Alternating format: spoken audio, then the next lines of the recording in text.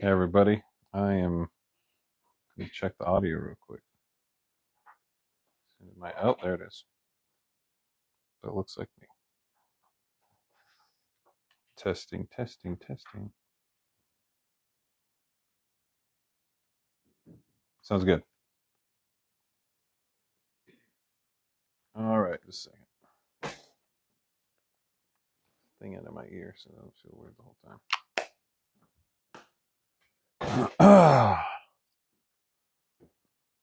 All right, guys. You guys look a lot more comfortable on those couches nowadays. It's good. All right, today we're going to be talking about the heart. It's kind of convenient coming out of Valentine's Day. That wasn't intentional on my part, but we're going to get into it a little bit. We're going to start in Jeremiah 17, Old Testament, prophet of Jeremiah 17.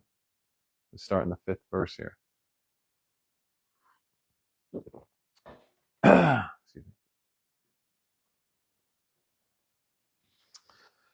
Thus says the Lord, cursed is the man who trusts in man, who makes his flesh his strength, whose heart departs from the Lord. I'll read that one more time because it's easy to miss it. It's pretty profound here. Cursed is the man who trusts in man and makes the flesh his strength, whose heart departs from the Lord. I'm actually going to pause and pray right here because I'm feeling lacking a little anointing on this reading right now. We're praying before, but I'm praying for the service right now. Lord, I do petition you. I do cry out for your help with this message. I know it is what you want me to say.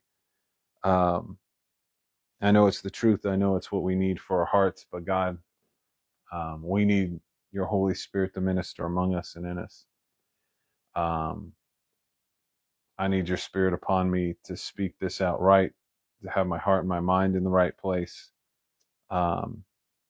These men here in this room, as well as anybody else watching, they need the Spirit as well to open their eyes and their ears and their hearts to what you want to say.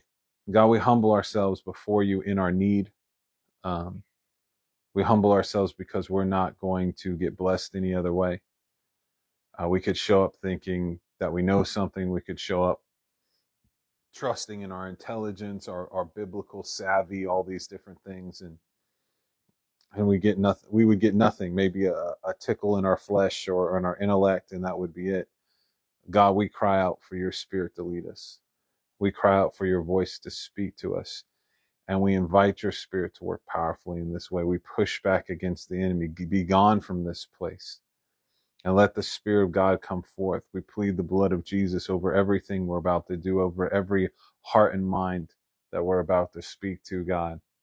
We pray for your Spirit. We pray for your presence. We pray that Jesus would be magnified and lifted up in this place through the preaching of this word, through the lifting up of Scripture, through the opening up of the message you've given me. We pray it in Jesus' mighty name. We trust in him. Amen. Sorry, came out of prayer and just thought I could skip that part. Wasn't working right. Okay, here we go. Verse 5. Thus says the Lord. There's a prophet Jeremiah. Thus says the Lord. Cursed is the man who trusts in man,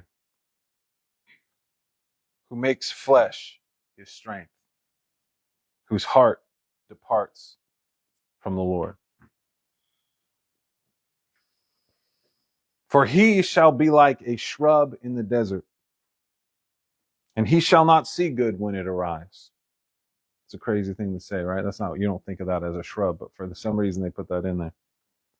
He shall not see when the good comes upon him, but he shall inhabit the parched places in the wilderness, in the salted land which is uninhabitable.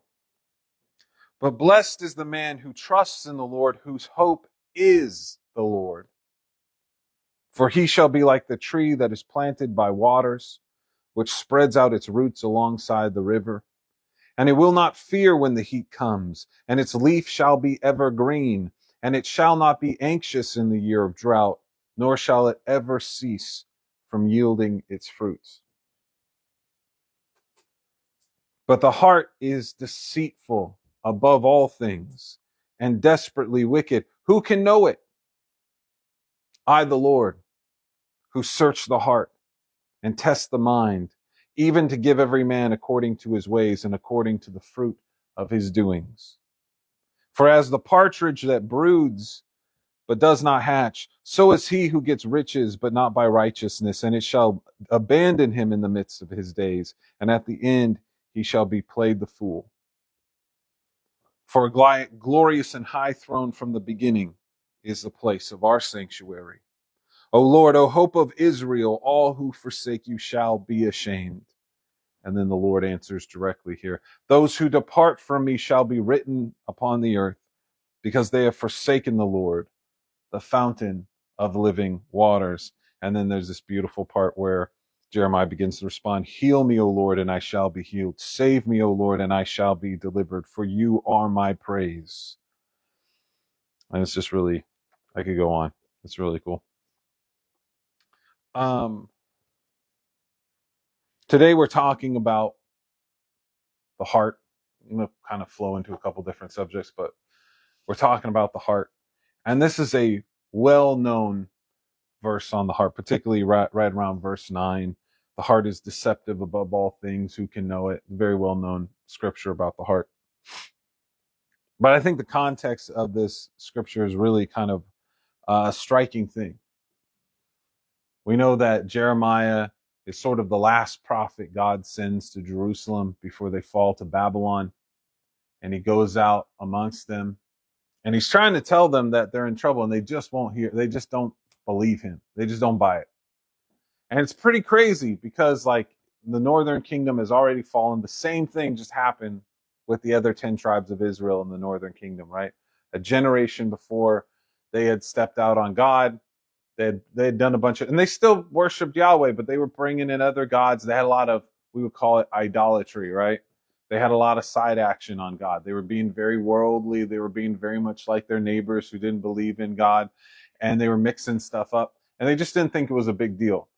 And prophets came, Isaiah came and preached against them, and they didn't repent, and eventually Assyria came and just took them out.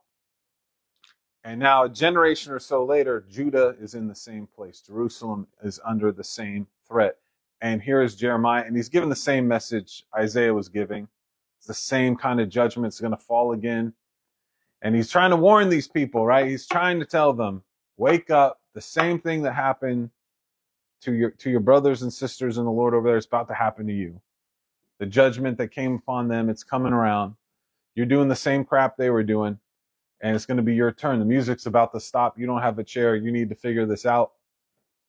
And they just don't think that they're doing anything that bad. They're just looking at them. It's not that bad. We're not like, the people in Tyre and Sidon. We're not like these other groups. We're just not that bad. They're trying to, it's what we all do. You'll be in a church like Iona and you'll be looking at the other churches and saying, well, I'm not that bad compared to them. We're always trying to grade it on a curve. Like, all right, I'm all right. And God starts talking serious about something, and we just don't have a heart to hear him. It just doesn't seem that serious to us. Our sin is like, isn't everybody doing that? People are doing a lot worse. Can't be that serious. And we just don't understand how God judges sin. And maybe, honestly, maybe it's above our pay grade. Maybe we're not supposed to be trying to audit how he's judging our sin. Maybe we're supposed to just take it and be like, God, that's your business how you judge my sin. My job is to submit to it. You say, your lust is out of control. I don't have a right to say, well, I'm not as bad as that dude, and you're still working with him. Like, maybe God knows something about my heart where it's a different deal with me. Maybe I'm judging my sin and his sin superficially, and I don't understand the heart of it the way that God does. But anyways, this is what's going on. And Jeremiah has this very thankless job. He's like, I'm going to go and tell these people they're doing wrong, and they're just not going to listen to me. For they pretty much knows they're not going to listen to him the whole time. And they're going to hate him. And he's trying to save their lives. And they're just going to hate him the whole time for it, basically. They're just going to hate him from beginning to end for the whole thing. And that's his job. Believe me, there's probably a big, giant, very nice mansion in heaven for Jeremiah. He earned it. Like, he put in his work, but he wasn't getting a lot of it on this side. And so the Lord breaks this down for him. And I want us to relate to this because it fits so many of our situations, right? We are living in a generation that's like Jeremiah's generation. We are crazier and more sinful in the church than like any generation before us, pretty much. Like, we just don't care. And for some reason, we think we're better off than everybody else. We are like Laodicea. We think we are rich. We think we have problems. We're doing pretty good, but we're wretched and poor and blind, and we just don't know what we're talking about. We just think we're better off. And even people who are a little better off, we think we're way better off because I'm not like that guy over there. We're trying to grade on that bell curve. And so God, in coming through Jeremiah here, it's very similar, I think, to what he's saying to all of us, what he'd be saying in this moment. I think it is what he's saying in this moment. That's why he's bringing it up in this sermon. So let me read this first part again. Cursed is the man who trusts in man and who makes his flesh his strength, whose heart departs from the Lord. So cursed is the man, right? God's saying there are people out there and they're cursed. You might be one of them. You might be looking around in your life and say, why am I cursed? I feel like a shrub in the middle of the desert. I don't feel like I'm a blessed man. I don't feel like I'm the tree by the river and my leaf is evergreen and I'm constantly bearing fruit. I don't feel like I'm in that place in my life at all. I'm a dried up bush in the desert. And even when good comes to me, I don't recognize it when maybe when after it disappears, then I go, oh man, why didn't I get a hold of that thing? It passes me by. I live in a salted land.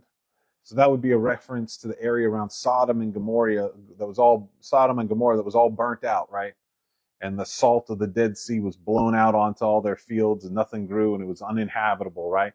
So it's a burnt over area. So to put it in our context, it would be like saying, I'm like this, in my spiritual life, I'm like a bush in the desert. I don't even recognize God's blessings until I'm beyond them. And I look back and I go, I didn't know how good that was. My prayer time was, my worship time was, what God was doing in my family until it's over, until I'm out of it. Then I recognize it. And I'm dwelling in a place that has already been cursed, which is to say, that would be like somebody going out and living in the ruins of Sodom and Gomorrah after God burnt it up. And for us, that would be like the world, right? Because God's already cursed the world. He says, I condemn all this, and I condemn these people making these TV shows, and I condemn all these different things. And you go, but I go live there. I go live in the ruins of the world that I know. I go live among the cursed and the broken that are just rotting out under the curse of God. I go and hang out with them because I find more satisfaction hanging out among the cursed than I do hanging out with God. I do my prayer things, but it's a duty.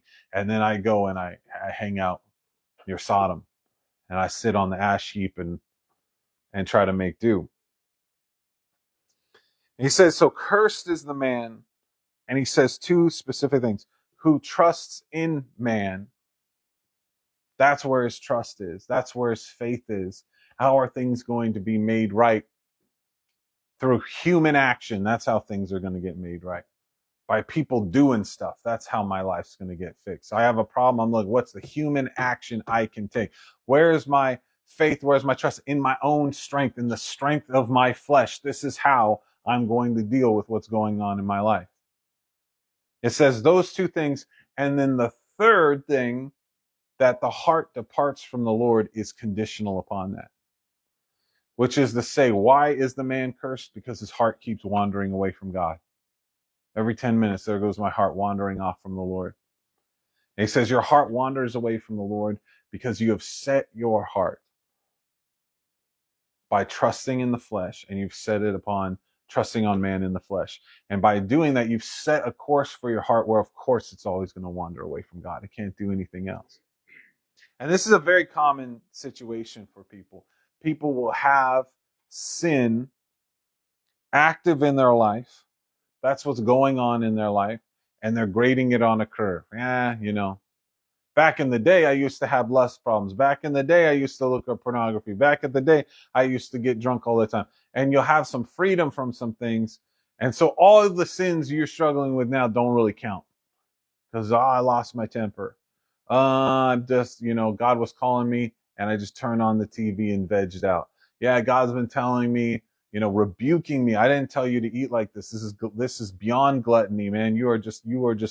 This is masturbation with your stomach. That's all this is. You're just eating for the pleasure of your own self and you're totally lost in it. But those sins aren't important enough to me. I downgrade those. Those aren't serious sins. Those are the sins I got free of. Those are the serious sins. It's the same thing with Israel. Well, I'm not a circumcised Philistine. I'm a Pharisee. I'm way better than all that. So we wear pride on top of our sin, which makes it worse, right? And God's trying to point us to our sin. He's trying to point out, look at this, man. Does this smell right? And we want to lawyer the thing, right? God wants to point out one sin in your life. You want to just lawyer how it's not that bad compared to this and where I came from and this and this and that. And God's not after what you think he is. You're defensive. Like God is your mean parent from the past. He's coming to break you down. You're defensive. You want to guard your heart. Get all tough and, I'll be a lawyer back about it. And God's not coming at you like that. God's trying to talk about your heart. But you are so dead to your heart that the only way he can talk to you about your heart is to point to the fruit and start, why do you think you're doing this? And God's trying to tell you something's wrong in your heart. So he's pointing at something that's wrong in your behavior. And you want to make excuses about it. So it never works. You never get anywhere if you always have an excuse. Even if you're repentant, oh God, forgive me. I'm so sorry for doing that. You're just trying to get out of it. God's trying to slow down. Why are you doing that? Why do you keep yelling at her like that? Why do you keep popping off like that? Where is the anger coming from? Why are you talking to her like that? And you're like, yeah, let's move on. God was going to Israel saying, why are you spreading? Why? Who does this? Who abandons their God? After all that I've done for you, who would go and lay under and make themselves a prostitute, play prostitute under every spreading tree? Why would you do this? He wants to ask them the question, and they can't get past the accusation. Because what? Pride. They're like, God, I would have a conversation with you, but it's hurting my ego, so I'm not going to go there. Humility is too high of a price to pay for me to sit down and get the truth and get healing and get life and get freedom. I don't trust you for that stuff. I don't trust in the Lord. I trust in man. I trust in the strength of my flesh, and I can tell that talking with you is messing that up. It's deadening my flesh. It's stripping me of my confidence. It's breaking me in humility. It's attacking the thing that I put my faith in. I have an allegiance with myself. I have an allegiance with the strength of my flesh, and hanging out with you is messing that up. So I'm trying to keep my distance from you, right? My heart constantly departs from him. And so you're walking in a curse, but believe me, like Israel, most people didn't think that was true. Most Christians don't think that's true. They don't think they're the cursed man, even though they look at their life and they say, yeah, I'm the bush in the wilderness, man. I'm the shrub roasting in the sun. I fit that description to the T, right? And this is what Jeremiah says to the people. You have to think they didn't take it any better than we do. He's going to Israel. And that's why he doesn't go right into the first person accusation. He says it as a statement. See if this fits you. Cursed is the man who trusts in men and who makes the flesh his strength, whose heart constantly runs from God. For he's like the shrub in the desert. He doesn't recognize goodness in his own life. He dwells in the place that God has already accursed. He keeps going to places God's already said, I hate all that. And you keep running back and living there. I'm a disciple of Jesus, but I'm going to hang out in the world. I'm a disciple of Jesus, but I'm going to go dwell in my flesh. God hates it. He already cursed it. I know he's going to burn it up on the last day. I say, God, burn it up on the last day, but I'm going to go hang out there some more. But it's not real sin. It's not that serious. It's soft stuff. Don't worry about it. Then he gives the opposite. Blessed is the man who trusts in the Lord, whose hope is the Lord. Not whose hope is in the Lord. No, whose hope is the Lord. For he is this tree by the still waters, and the leaf never dries, it's ever green, and his fruit never ceases. I think we have a beautiful picture of this. Blessed is the man whose trust is in the Lord, whose hope is the Lord. I think David is a great picture of this guy. Human guy, made mistakes, everything else. But David was a man who trusted in the Lord and whose hope was the Lord, not in the Lord, God was his hope. And we can tell just by the way he writes in the Psalms.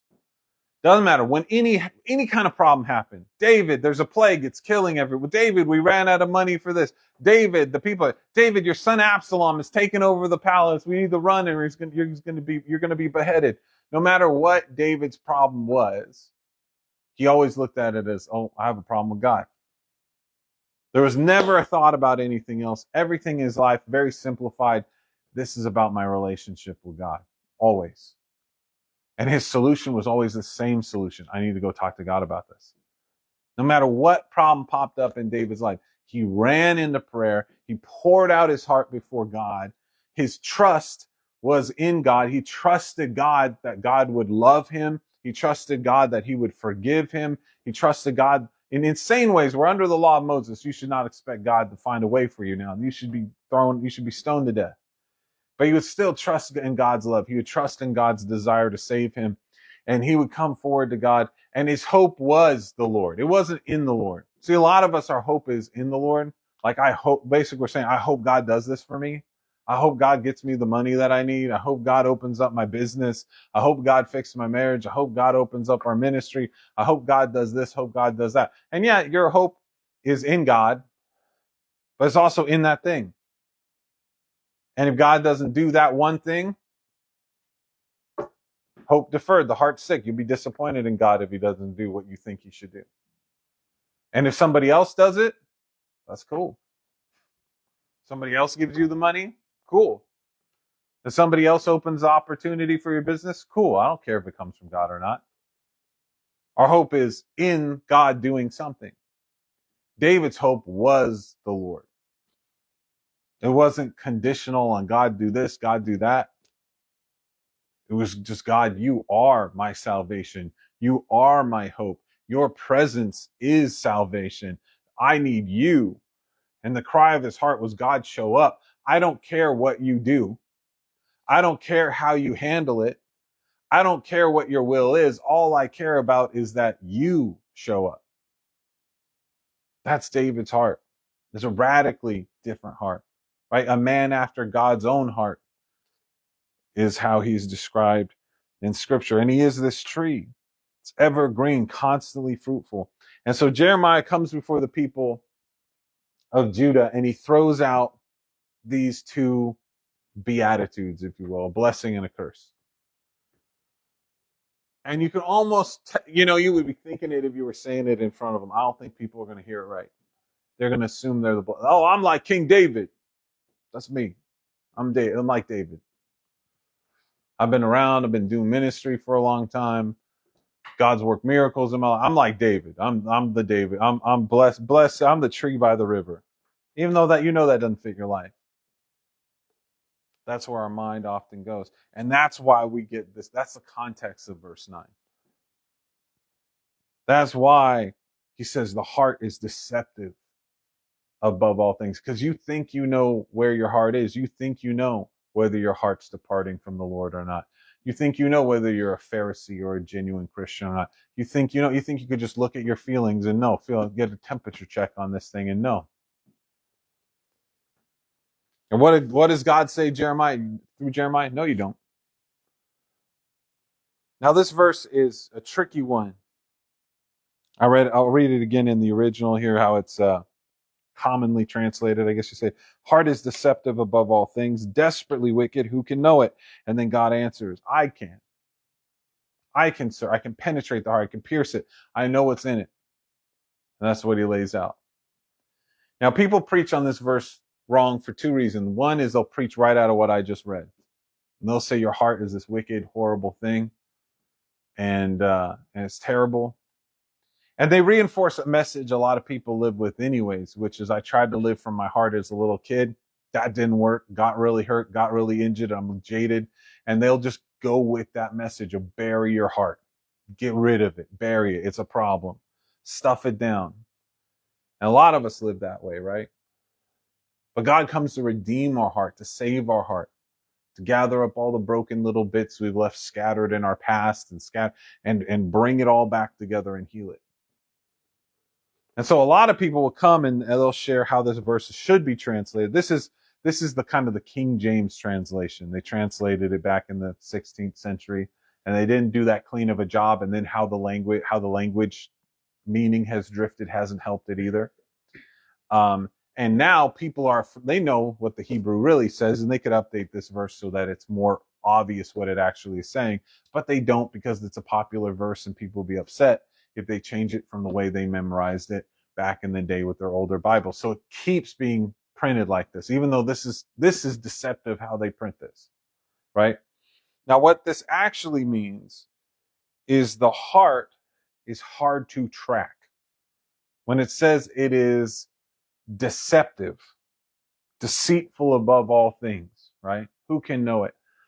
The original meaning is it's not intentionally wickedly deceptive. It's deceptive the way you would say, like, I'm going to give you directions up to my cabin, but watch out, this road can be tricky. You might, a lot of people it tricks a lot of people. And you use that language, but you don't mean that the road has a will and it's evil and it's trying to confuse people. You just mean it's hard to follow this road when you get up there. You can miss a turn real easy. And that's what's being said here. It's actually in the original language talking about how you would try to track an animal in the wilderness. So it's like, that deer might not even know you're there. It's not trying to deceive you. It's just fleet of foot, and it travels in a zigzaggy kind of path. It's very easy to lose in dense brush. It just is. And you go, that deer tricked me. It didn't really, not intentionally. It's not saying your heart is trying to deceive you. It's saying your heart is hard to track. And that's actually what it says in the Proverbs, right? When Solomon is discussing the heart, he says what? It is a deep well. Your heart is a deep well, and only a man of wisdom can draw up the contents of the heart, figure out what his heart is doing. It's hard to follow. So the heart is hard to track above anything else. Anything else you could try to track in life is easier than trying to track down what your heart is doing. Why do I want to do this? Why do I like this? Why do I hate this? Why am I fighting for this? Why do I have this emotional gut reaction to this? It's a hard thing to figure out what the heck your heart's doing. That's what is being said here. He asked, and then he says desperately wicked. It's not desperately wicked. The closer to the truth would be mortally wounded. It's horribly injured. So the image is really like if you had a mortally wounded animal, like you shot your arrow and you hit the deer and it ran off into the woods, and you're trying to follow the blood trail and little broken sticks, and you're trying to track down this wounded animal. That's the imagery that he's using there. And he asks the question, who can know it? And he answers the question. He says, not you. Not you. You can't follow it. You can't figure out what the heck your heart is about. Only God. He says, I, the Lord, can see into your heart. I, the Lord, can understand what the heart is about. I, the Lord, can do it. I can search the heart. I can test it. That's the word for a saying metal. Testing the purity of a metal is how we would say it today. I'm the one who can tell if you're pure. I'm the one who can tell if your intention is pure. I'm the one who can tell whether this is legalism or genuine devotion. I'm the one, not you. You don't know. And then what does he say? I, the Lord, search the heart. I test the mind, which is actually the inner man, is what that word. I test the purity of the inner man, even to give every man according to his ways, according to the fruit of his deeds. What is he talking about? He's saying that I'm the Lord can reveal the heart. And how do I do it?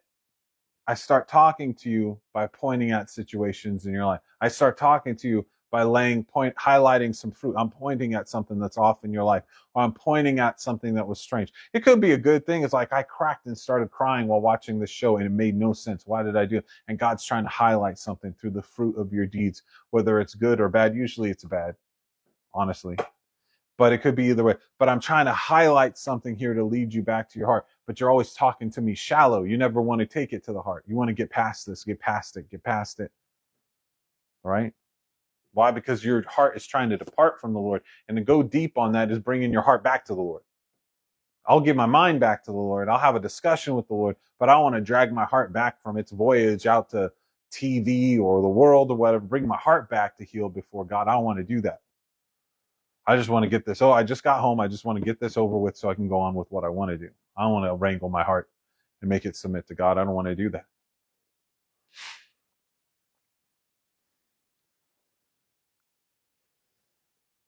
The heart is the problem with this verse is on one hand, people say your heart is evil. And so what is the lesson there? Bury it.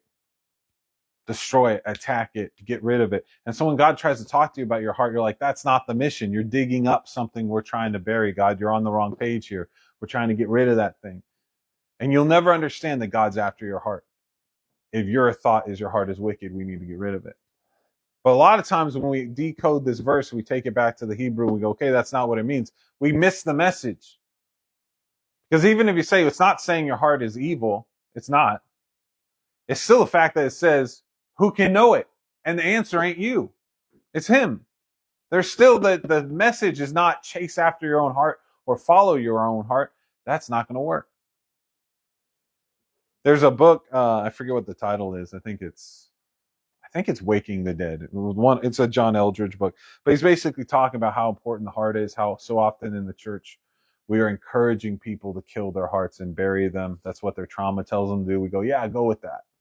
If you're emotionally dead, you're probably not going to misbehave. You'll probably be a good little church mouse and pay your tithes and sit there and obey. And that doesn't, eventually that backfires, repression backfires. But that's often what we're telling people to do.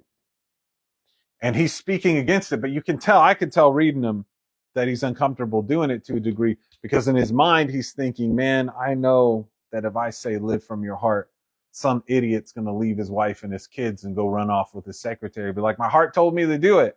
It's like, that wasn't your heart, buddy. It was a little bit south of your heart. But how could you make a mistake like that?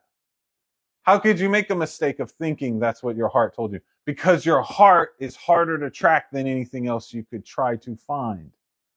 Yeah, if you start saying, what is my heart saying to me? You could very easily end up in what my mind is telling me, what the devil's whispering in my ear, what the lust of my flesh is telling me. It's very easy to land almost anywhere else but your heart. All those things are easier to track than your heart. And that's what Jeremiah is actually here saying. This is what God is saying. He's saying you can't just go out and try to follow your heart on your own and think that you're going to be okay with that. How many of us Christians are in that place? Half the time we're trying to kill our heart, bury our heart, just be a duty guy, do it. But there's going to be some point in your life where you go, okay, heart, I'm going to give you a little leash. Okay, feelings, you can lead me a little bit now. I'm off work now, feelings. Where do you want to lead me today? Like a little bloodhound. Go get it, boy. And you go and you chase your feelings around for half an hour for the rest of the day till you go to bed. Maybe you go to bed 4 hours later than you meant to because you were chasing your little bloodhound of feelings, chasing your heart out into the woods, trying to track down your heart, trying to figure out, wellspring of life, where are you? Where are you, wellspring of my life? Where is the joy I had as a young man? Where is the contentment? Where is the fulfillment? And you go chasing your lust bloodhound. That's usually what you're trying to find it through and trying to find it. And the fog is thick and the forest is dark. And for all you know, that mortally wounded deer just ran off a cliff and you're about to run off the cliff, chasing your heart right off a cliff like a lemming, stupidly. That's not the counsel here. That's not what God is trying to say.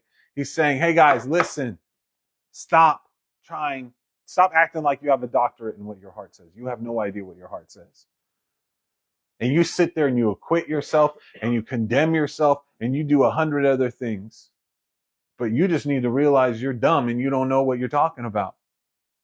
This is not something that you're equipped to handle.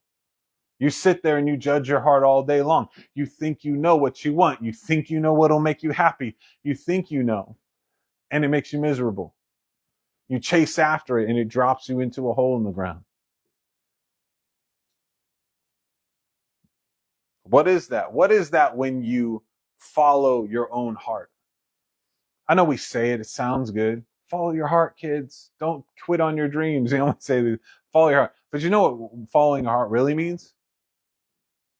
Where's that heart? It's in a man, isn't it? When you're trusting in your heart, you're trusting in you. You're putting your trust in a man, and your flesh is your strength.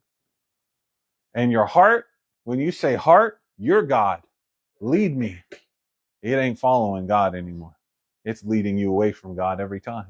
You put your trust in yourself, in man. You make your flesh your strength. And I guarantee you say, heart, do as you will.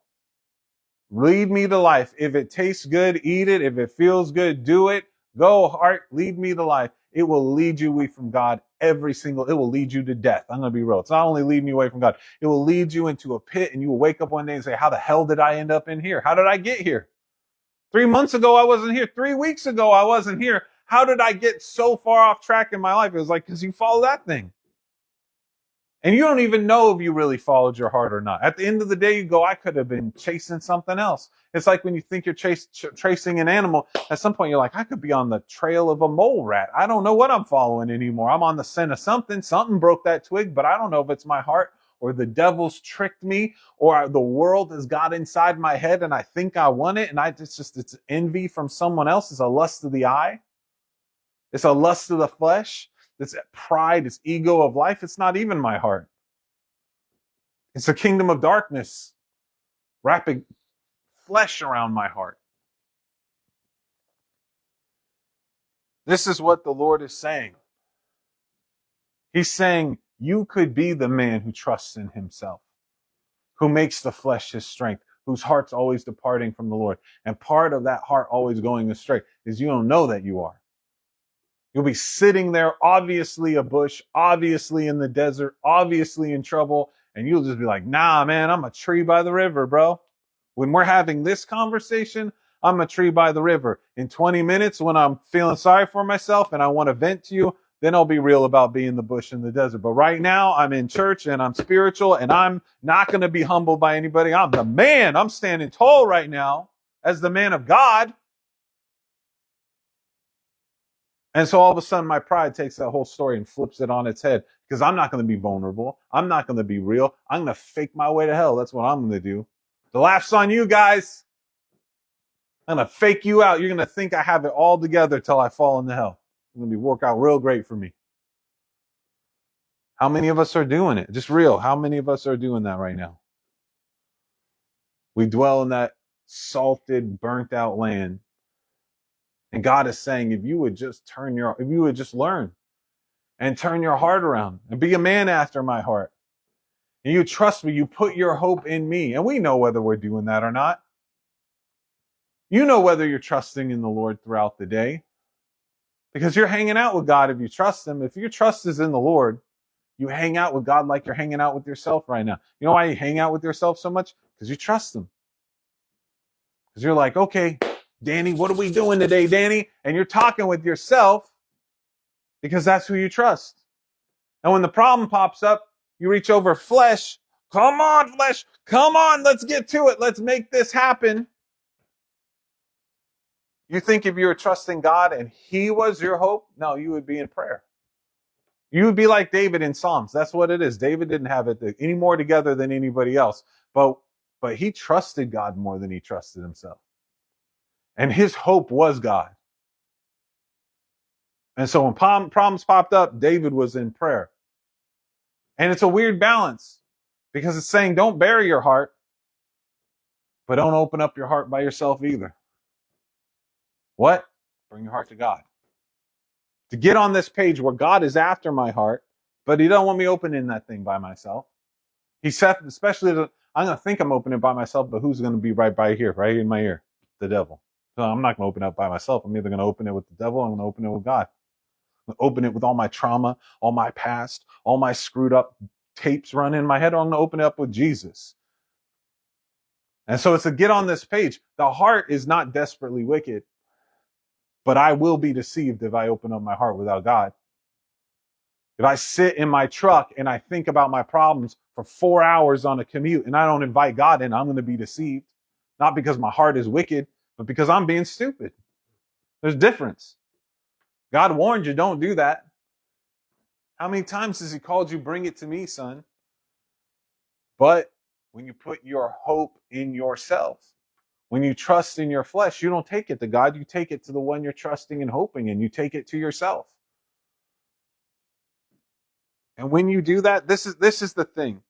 When you do that, your heart will always depart from the Lord. It's this thing we tend to think, oh, I'm a piece of crap. My heart runs from God. It's like, bro, you programmed it to do that.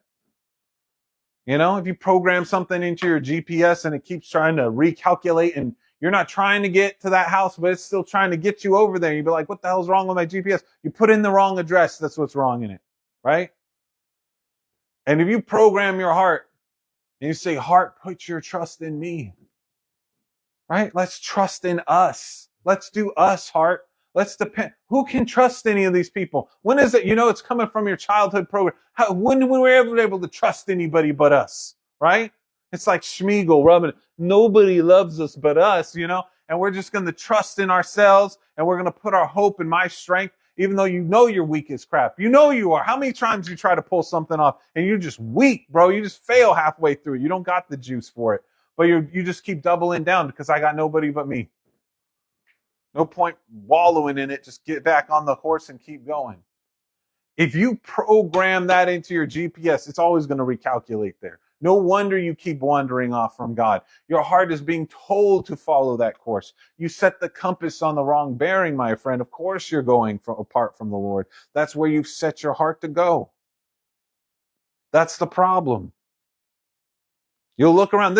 Most people are in a cursed place. They're trying to deny that they are. And then sometimes they can't deny it and they kind of shake their fist at God, or they yell at their wife, or they scream at their kids, or they go, my God, this is so freaking unfair. Why'd you lead me into the desert to die? God's like, I tried to lead you out of this desert 40 freaking years ago, but you weren't listening. Right? Because your trust was in you, not in me.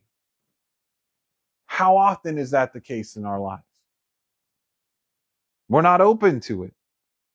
And God's still begging us. It's a bad example to give the 40 years in the desert because the door's still open.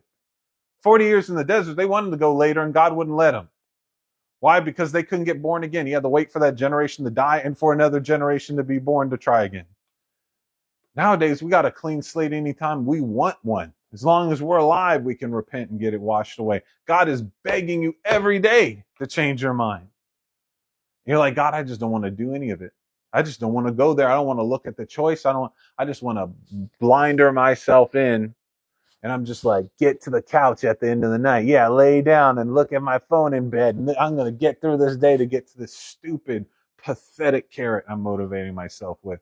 I've given up on everything to chase that. Not forever, just for a while, I'm going to make my life about this. And God is shaking his head. Why? How have I ever failed you that you show me such disloyalty, such faithlessness? How have I failed you that you can't put it? And it's not, he hasn't, right? It's just we got into a place of being cheap. You ever get to a place? I was raised in, be rude, but my dad was cheap. He was a cheap guy. Didn't like spending money. Raised by a guy who grew up in the Great Depression. You can understand it. You can understand the pathology of it. But the thing is, when you are, even if you aren't that way. If your dad was that way, he never let you spend any money. Hold on to that, son. Hold on to that. Then eventually you go to spend anything and it just feels wrong. There's a little scary little tick in you when you go to spend that money, when you go to I need to do this, and you know it and you prayed about it, but there's still a little tick on it. A little thing in you. And the same thing happens with cheapness with God. You surround yourself with the world, and the world's voice is cheap towards God, cheap towards God. Don't do anything that would mess up the world. Don't do anything that would mess up your kingdom, buddy. Don't do that. And you go cheap with God for a minute, for an hour, for a week, and all of a sudden, a little bit of giving to God, giving God a half an hour is like, oh, I'm cutting flesh off of my bones. Oh, I'm going to make, you go for a vacation for a month in your mind where I'm just going to make decisions in my business without asking God about it. I'm just going to make the decision that seems right to me. At the end of that month, making one decision in your business because God asked you to is like cutting a finger off. It's like, you have to die to yourself to do it, right? This is the nature of the situation. We have to wake ourselves up and say, but I'm cursed because I won't do it. I'm cursed because I trust in me. I'm cursed because I put my hope in the flesh. I'm cursed with a heart that will always wander. As long as I keep this compass set here, my heart will always wander and I won't be walking with God. And I'll end up in a place I don't want to be. Blessed is the man who will trust in God. Blessed is the man who makes God his hope. That's the cry of the heart. This is what God is crying out for us to do. And what do we want to say? We want to say, nah, you know, no, I don't think that's what's going on in my heart right now. No, I have a peace. No, I don't feel that. No, that just seems, it doesn't feel true to me. We do this all the time.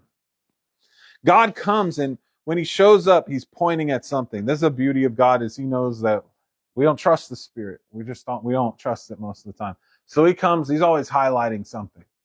He's saying, well, look at that. And when God comes with all his evidence, it's like immediately we go defense attorney. And we're thinking, how can we flip this evidence to mean something else than what God's telling us? Like he comes up and goes, look at these 4 things, Danny. What do you think this means? That's pretty obvious where he's going with it. And we go, well, if you flip this one up, if you just do one, let's just do one at a time. Too hard to explain all of it. I'm going to focus on one thing at a time and I'll flip it upside down. Maybe the dog got it. Maybe the dog did this. Maybe it was, maybe that happened, and we are so on a mission to not listen to what the heck God is trying to tell us. So often God's pointing something out and you would think we would have a heart to listen. You think we would set ourselves up and be like, okay, when God starts pointing out something in my life, I'm going to shut up and listen to him. But we don't. The second he brings something up, we're talking. Can't get in a word edgewise. We're telling him all the reasons and all the things and pushing back. And it doesn't mean this. We are so full of what we think. What is that? That's no humility. Humility would say, I don't know what that means. You're God. I don't know my heart. But we think we know our hearts so well. That's our biggest problem is we think we know our hearts so well. And they're deceiving us and they're leading us astray and we're falling off cliffs and we go, that was weird. Who sabotaged me? You did, bro. You did. Stop following that thing. You don't know what you're doing. And God's trying to point out things. He's giving you solid evidence of what's going on in your life and saying, listen to me. I will put it together. You go, nah. I'll figure this out I'll look at my fruit. I'll look at my brother's fruit. I'll judge everybody. I'll figure it out by the fruit. And that means that I'm not judging. I'm just looking at the fruit. Yeah, you're judging. You know if you're sitting down with God. You know if God's doing the judging or not. It's pretty dang different when God's doing the judging versus any person. It really is. Verse 11, as the partridge that broods but does not hatch, as the man who gets riches but not by righteousness, it shall depart from him in the midst of his days. In the end, he shall be judged a fool. This is the image that he's using to try to describe people who are following their hearts. He says it's like a partridge that broods but does not hatch. Now, that's kind of a hard metaphor for us to follow. We don't know about birds. Birds in ancient times, right? Who knows it? And I read in a margin, it wasn't in this Bible, this is like a little pew Bible, but I read in a margin, and it was talking about, basically it was talking about a bird that got cuckolded. There are birds that will lay their eggs in another bird's nest, and that bird will just instinctually sit on any egg in its nest and think that it's its egg. And then the egg hatches, and that ain't your baby. It flies off. It's not your baby, but you just wasted so much of your life trying to raise up this bird. I'll give you an example that's more my speed. I've raised chickens before a lot of people have nowadays. Much more common than it was. And the crazy thing with chickens is you'll have hens, right? And you got a rooster running around. And a hen will lay an egg a day when it's laying eggs. It'll lay an egg a day and it'll find instinctually, it'll get this itch and it'll go find a spot that's kind of safe and it'll lay its egg there. And every day it'll come back, and if that egg's still there, it'll lay another egg beside it. And it goes off, it lives its life. It's out there scratching and pecking and having the time of its life, sleeping along with the rooster, just having a good old time. It'll keep doing that until it gets a certain number of eggs in that clutch. And once, whatever the hen's number is, it'll hit that number of eggs in the clutch. And then it gets broody. It starts brooding. It has a hormonal reaction where all of a sudden that bird does not want to go out anymore. It wants to sit on those eggs. And it's starving, right? It's not eating half the time. It barely ever leaves the eggs. It sits there and it just wants to sit on the eggs and keep them warm and turn them over. It's got this compulsive instinctual itch to sit on its eggs. And when it does that, all the eggs once they start incubating, all those eggs come to life. And then at a certain point, they'll all hatch at the same time. And then the mother follows her instincts and raises up the little chicks. That's how it works. Now, what happens is if you want eggs from your hens, you take the eggs when they lay them. But then you'll have a problem. If you take all the eggs, that hen comes back and sees no eggs. Its instincts go, this is not a good place. Someone's eating all my eggs. So we'll go find another place to lay the eggs. So you end up looking for eggs every day. Where the hell did the thing lay the eggs today? So if you're smart, you leave an egg. You leave an egg behind, or you even put a fake ceramic egg in there. And that way, when the hen comes back, it goes, oh, still eggs here. I can lay here. And it keeps laying in the same spot, right? But you get your eggs and you leave the egg there. And in theory, that should always work. And most of the time it does. But there are certain hens, we call them broody hens. And what happens is there's something in their body where after 3 months of freaking laying eggs here, it never adds up to a whole clutch of eggs because you're taking them. It's too stupid. It's got a brain the size of a pea. It doesn't figure out that somebody's taking its eggs because there's always one left. It forgets how many eggs were in there or something. Stupid bird, right? And it's coming back. It doesn't realize this is a ceramic egg in here. But something in its instincts say, well, it's been too long. Whatever. Sit on an egg. One egg. Just raise one egg then. How long? It's time to be a mother. Sit on the egg then. And you'll get a hen that goes broody. And there's just some of them that are more liable to do it than others. And it will sit on that egg. And so you will come to get the egg in the morning, and that bird is this big. It fluffs itself up. And it's sitting on that egg. It doesn't want you, it won't get off. Why? Because it's a mama set, and it won't go up. You'll go there throughout the day. It's always sitting on that egg. You don't want to get off of it. And you'll sit there and be like, look, you dumb hen, that is a ceramic egg. It ain't ever going to hatch. Are you an idiot? You're sitting on an egg for no reason. But the instinct is so strong. It feels so right to her. It's a process that would lead her to make babies. It was what God made her to do. There's nothing more natural than following her instincts. And there's nothing more natural than following your heart when it says, this is making me come alive. This is it. Could be a young boy has his first orgasm. This is it, man. Women. I feel like a man. I'm just going to put some notches on my belt. I found it. This is it. Hey, I just scored a goal. Everybody stood up and cheered for me. I'm going to play professional baseball. This is it. This is it. This is an accomplishment. I made money. And when I put the money down, people, whoa, he's got money. And there's respect in their eyes. This is it. And people grab out and their heart comes alive. And they don't realize it's just like the hen. Your instincts could be retarded. They could be malfunctioning, and they would still just feel just as right as they always did. You could have a heart that's broken and mortally wounded, and it's running in a panic. The other day, I had to cull one of our roosters, right? The thing needed to go. I shot this rooster. I didn't, trying to shoot it, and it's running, and it has the mother hens running around with it, trying not to kill the wrong bird. And I hit it, and I didn't hit it right. I winged it. And it's running around like a psychopath afterwards. You don't follow a wounded guy. If you're in battle and you're all running for, okay, what do we do? Tactical retreat. Let's back up. And some guy gets hit and he's just like, ah! He's running around. You don't go, I'm going to follow that guy. Follow him. The guy with his intestines hanging out. I think he knows where to go. You don't follow that guy, man. He's out of his mind. And your heart is out of your mind. It's so damaged. It's so injured. It's in a panic. It's running around like a chicken with its head cut off. It doesn't know what to do. But you follow it. And if you follow it, You're like a chicken sitting on a snake egg. It doesn't know that the snake laid the egg in the nest. Its instincts are saying, sit on the egg. And everybody's coming up and said, that egg doesn't look right, bro. You need to get off that egg. That doesn't seem like the right kind of egg. And you go, no, it feels right. It feels right. It feels, I need this. Okay, man, back off. You're asking too much of me to let that go. And you will sit on that egg until you wake up one day and it hatches and a freaking cobra is biting you in the neck. And then that shame comes home to roost. That's what he's saying. It's like a partridge that broods but never hatches. Why? Because it isn't your egg. You're following your heart because you think it's going to lead you to life, but it's never going to lead you to that life. In the end, you will be revealed and played as a fool by your own heart. You spend your whole life chasing it, your whole life believing it's going to take you somewhere where you need to go. And God's trying to tell you, you're not even getting its instructions right. But even if you could track this thing, it's got a hole blown through it and it doesn't know who it is and it doesn't know where it is and it's running in a blind panic and it's going to lead you off a cliff anyways. What does it say? Verse 12.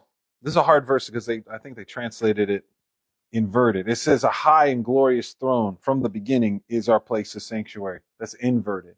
We'd understand it better in English if you flip the sentence around the other way and say our sanctuary has always been his high and glorious throne. It's the thing David knew, right? My sanctuary isn't running to this heart and saying, tell me where to go. My sanctuary is to run to God's throne and to ask him, tell me where to go. I shouldn't be trusting in my heart. I should be making my heart into his throne. I should be crowning him there. But instead, I'm giving his crown to my heart and trying to follow it wherever it wants to go. What is the cry at the end? O Lord, hope of Israel, all who forsake you shall be ashamed. You know what that means? He's not saying, he's saying they will be ashamed. They're already cursed. They're already cursed. But one day they will wake up to their curse and they will wake up to the fact that it was their fault and people had been plainly telling them that it was what was going on the whole time and they wouldn't hear it. That's when you're ashamed. The shame hits you when it's like Israel this whole time. You had prophets screaming at you, stop worshiping the idols. And you're like, it's not a big deal. And God has highlighted it in so many ways. You need to stop doing this. You need to stop doing this. You need to stop doing this. It's all right. And then one day you wake up and you see the curse and you've seen what it costs your family and you see what it does to your marriage. You've seen what it did to your call and you see what it did to your whole life. And on top of it, the bitter frosting on top of it is, he told me the whole time that I was doing it. He told me the whole time that I was doing it. And I just wouldn't listen to him. I was sitting on the egg and they're like, dude, it's a snake egg. And I was like, I'm sitting on it. And then one day I'm dying from the snake that I freaking raised. And it's chewing on my neck. The thing that I raised, the thing that I spoon-fed this thing in my secret place. I spoon-fed this hypocrisy. I spoon-fed this pride. I sat there and I fed the arrogance and I fed the unteachable spirit and I just kept feeding it. And now it has strangled me and I stand before the throne of God condemned. And the deepest sense I have is shame because I'm without excuse. It's not that he didn't cry out day and night. Stop it. Stop it already. How many times will you trust yourself over me? How many times have you failed yourself? How many times have I laid out the fruit again and again? See what happens when you follow yourself? See what happens when you follow me? And you still wouldn't listen. I've held my hands out all day long to an obstinate and disobedient people, but they wouldn't have me.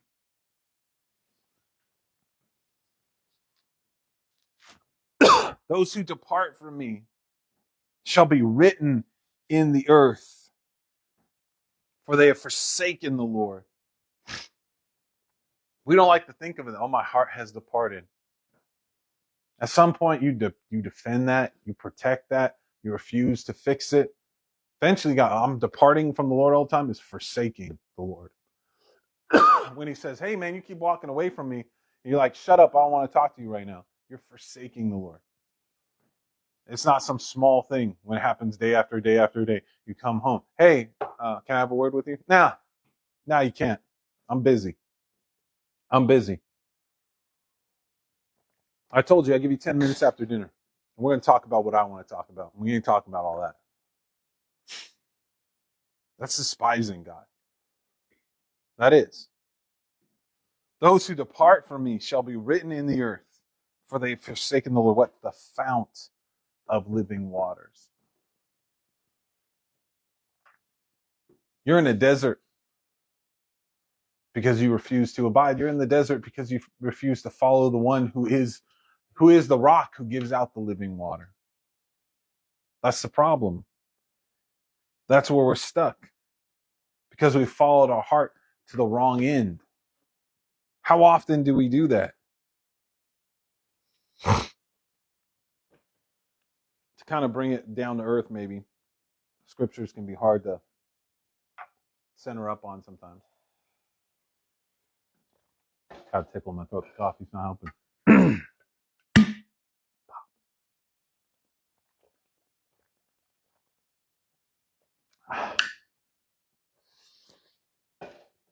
Carbonated water scratches the throat. Excuse me. Kind of nice. But to kind of bring it down to earth in more of a human example, last week I was doing the ladies ministry, which is really great. I sometimes it's like, it's extra work or whatever, but it's always good. It always works out really well. So my wife does worship, and I watch the kids, and we flip flop. And I sat down with the ladies here at Iona, and sometimes I'll do a little sermon thing. Not very often. Most of the time, the Lord just set something on my heart to talk about. And last week was kind of a detour from the things we were talking about before. But God just put a couple of questions on my heart to ask. I think actually I have them written down here. Yeah. So it was like, I think it was, are you happy? No, excuse me. That's not right. What is God happy about in your life? Just to ask the question, what is God happy about in your life? What is he upset about in your life? What is he not like? And then I asked kind of the big scary kind of questions, like, what does it take to truly be saved? Where is the line? Like, I'm standing with God now. I'm doing what I should be as a disciple. Where's that line? And then I asked the inverse of that line. The fourth question was, and where is the line? You cross this line and you have forsaken him. You've departed from grace, and you have cast off your salvation, and you're in trouble. You need to get right, because you're in trouble right now. And so I laid out the questions, and I was like, we could talk about it a little bit right now. Like, if you have something, of course we can talk about it. But I was like, I want you to sit on it, because there's a tendency that we have to give the right answer, the one that's up here. Be like, all right, I think this is the right answer. And it's like so many people, it just doesn't really make sense, because people don't really live by that. They live by their heart, whether they want to admit it or not. So it's like, you'll know a guy and be like, you could sit down with a young man before he makes this decision and be like, hey bro, I noticed you're chasing around this chick. Yeah, bro, I am. Right. Like, she's kind of cute, but she's freaking mean, dude. She's freaking annoying as hell. And you're like, yeah, I hate her. I can't stand her, man. I can't talk. I just try to get in and get out. And go, okay, all right. Risky though, man. I mean, condoms aren't. Oh, I don't use a condom. What? You don't even use a condom then, huh? Oh, okay. So you're out in the world. You're sin. You don't follow Jesus. I'm not trying to hold you that sin. But let's just use our intellect, right? You believe in an intellect, right? You don't believe in God, but you believe in an intellect. So here's a woman you can't stand, but you're just gonna have sex with her all the time without a condom. What happens when she gets pregnant, bro? She's just gonna be chained to this woman for the rest of your life, and you hate her guts. And be like, yeah, huh. And it's like, like, they're not stupid. They have a mind. They know that if you ask them, is it a good idea to have sex with a woman you hate without a condom? They would be like, no, that's a bad idea. Like, they could write it on a test. They understand the question, but they got to get deeper into their heart to understand what their heart's saying. And their heart's saying, I'm insecure, and I need this orgasm so bad I don't care about my future or something. It's something like that. And they're just not thinking about it.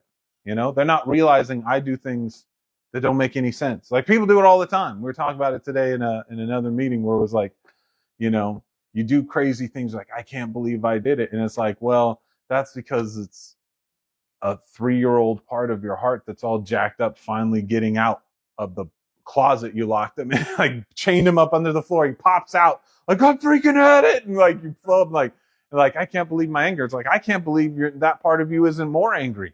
How angry would you be if you got rejected and locked in the basement of your soul since you were 3 years old because somebody else hurt you?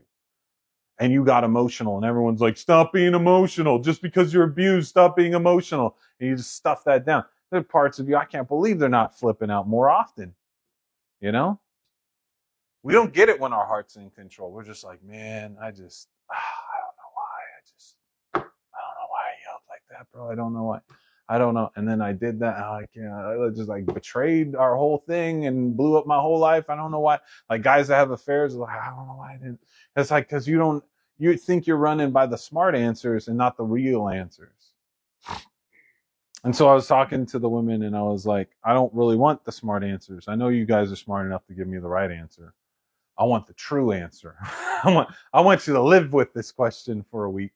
And I want you to see in your life where that line really is. Because I know you have the scriptural answer about what pleases God and not. But I want you to live with it for a week and see in your mind where you go, oh, God hates that. God's pissed at me for this. You know, maybe I can bribe God with some of this. You know, God likes this. I'm going to bribe him with a little bit more time. I'm going to read 2 more chapters. That's going to get him. He's really a fool for that. So, you know, where you think it is, where you think that line is. Anyways, I always try. I'm not going to get into their stuff. That's private. But I always try to do the same lesson if it's applicable, if there's any room to do it. I try to do the same thing I'm asking other people to do so we're on the same page. So I kind of had those questions in the back of my mind too. And there were 2 things that really I've noticed. And the first was that I didn't really have real answers to those questions. Like if I knew I could work on it and probably get some, like I could put in the work and do Bible study and find it or something. Probably a good idea to do, right? But that I had never taken the time to do it. Neither have you, I'm guessing. Probably not. You probably are constantly worried about those kinds of questions. What's he upset about? What is he like? Am I doing a good enough job? Have I ruined my life? You ask these questions all the time, but you never bother to go get the real answers, right? When was the last time you just asked God about it? Probably not recently. And so what happens is we end up being in this place where we don't have a real answer, right? We don't have a standard for a real answer. We don't really have a way to go after facts for this. And we don't really care because we got our feelings. I got how my heart feels in the moment, and that's good enough. I'm going to vibe check this thing. I'm just going to, no, today I feel like I'm going to hell. No, I feel like I'm the best Christian there ever was today. And we're all over the place, right? It doesn't make any sense. God hates this in my life. The next thing, he doesn't care about that. I'm all over the place with it. Why? Because I don't have a standard. It's my feelings. And I don't realize that this is like I'm following a half-dead deer through the woods, man. It doesn't make any sense. I'm deceived. I'm signing up to be deceived by doing it this way. But the dumbest thing I could do is say, what am I gonna measure the success of my Christianity on? I think I'm gonna do it on how I feel on any given day. I'll wake up and say, Danny, how do you feel? I feel like terrible. Then you are terrible. You have done a horrible job. I feel good today. That's because you're amazing, you know. And this is what we're gonna go off of. It's stupid, right? I mean, it's at least take 2 steps back from it. It's kind of a ridiculous way of going about it, but it's what we tend to do. And so I decided to be very intentional and ask God these questions. I'm going to ask him. This is what I should be doing in the first place, right? So I said, God, what are you happy about in my life? And he said, you. Without even hesitation. He didn't really want to talk about any of the things I was doing that was right. He was just like, you. If you're talking about what I'm excited about in your life, it's you. That's what I'm here for. Full stop. Which is really cool. Also, way too nice for me to really accept. I was like, I can't even drink in the compliment like that, right? Most of us can't. And then I said, what are you upset about? What are you angry about in my life? And he said, some of your decisions.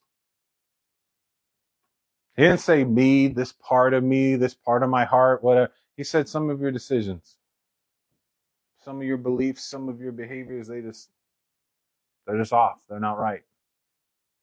Not you, just how you're thinking about things, how you're choosing to do things.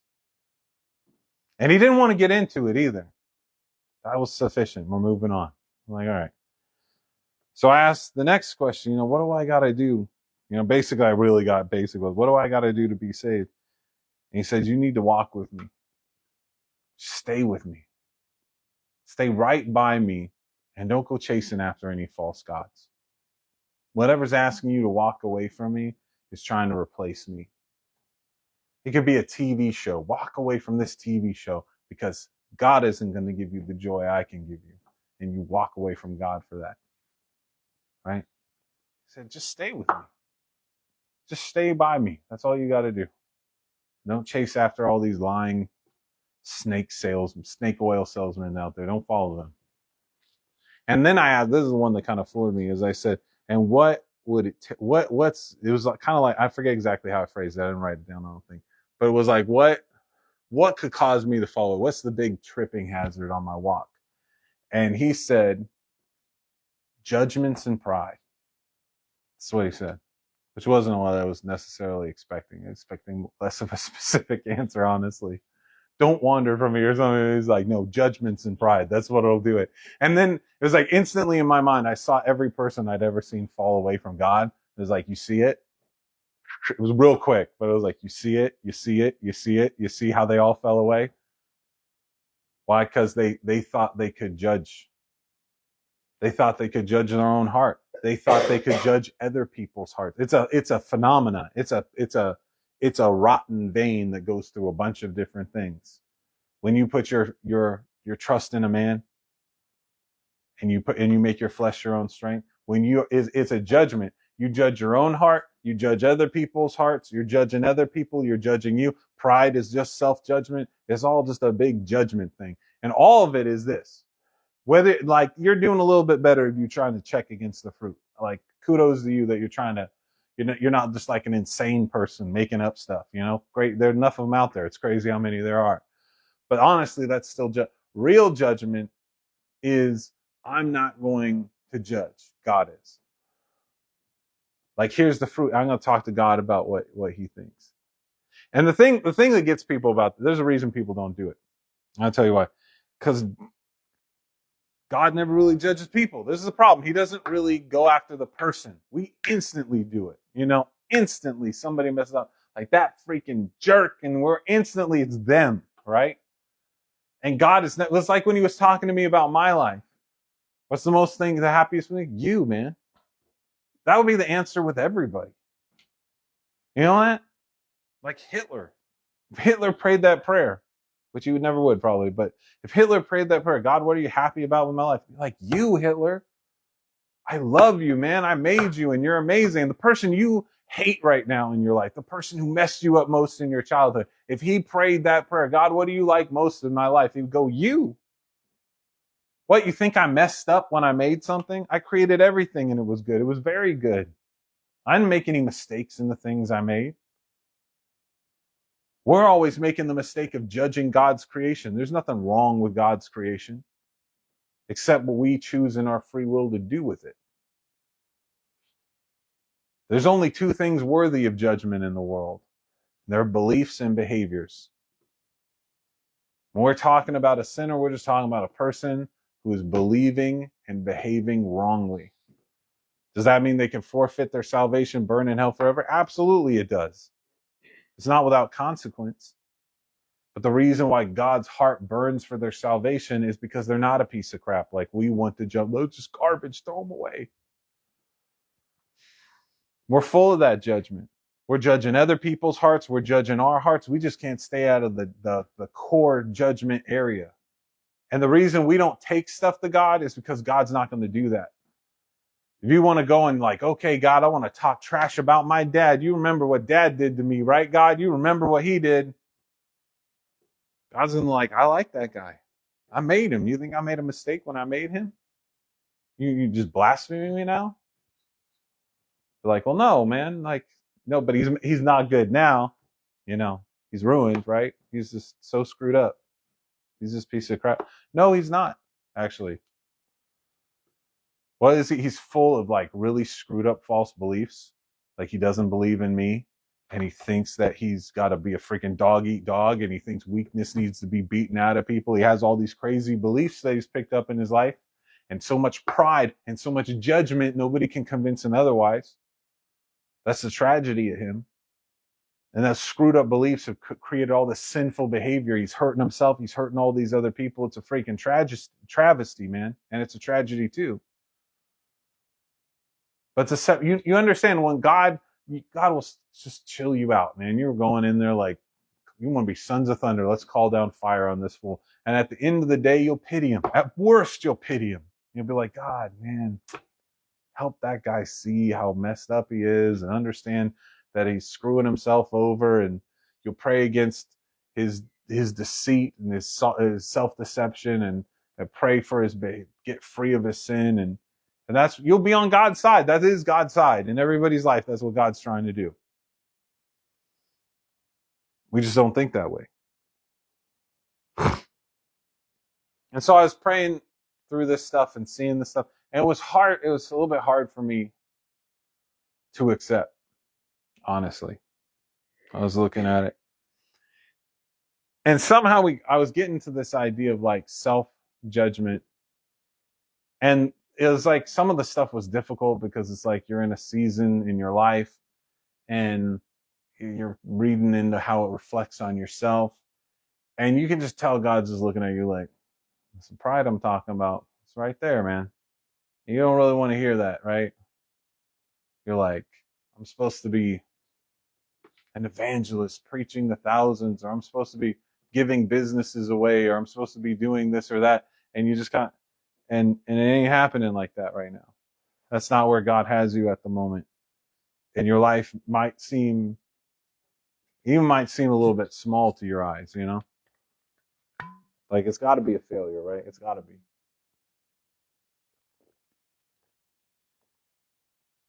Excuse me. I take long pauses when people are going to the bathroom so they don't miss as much.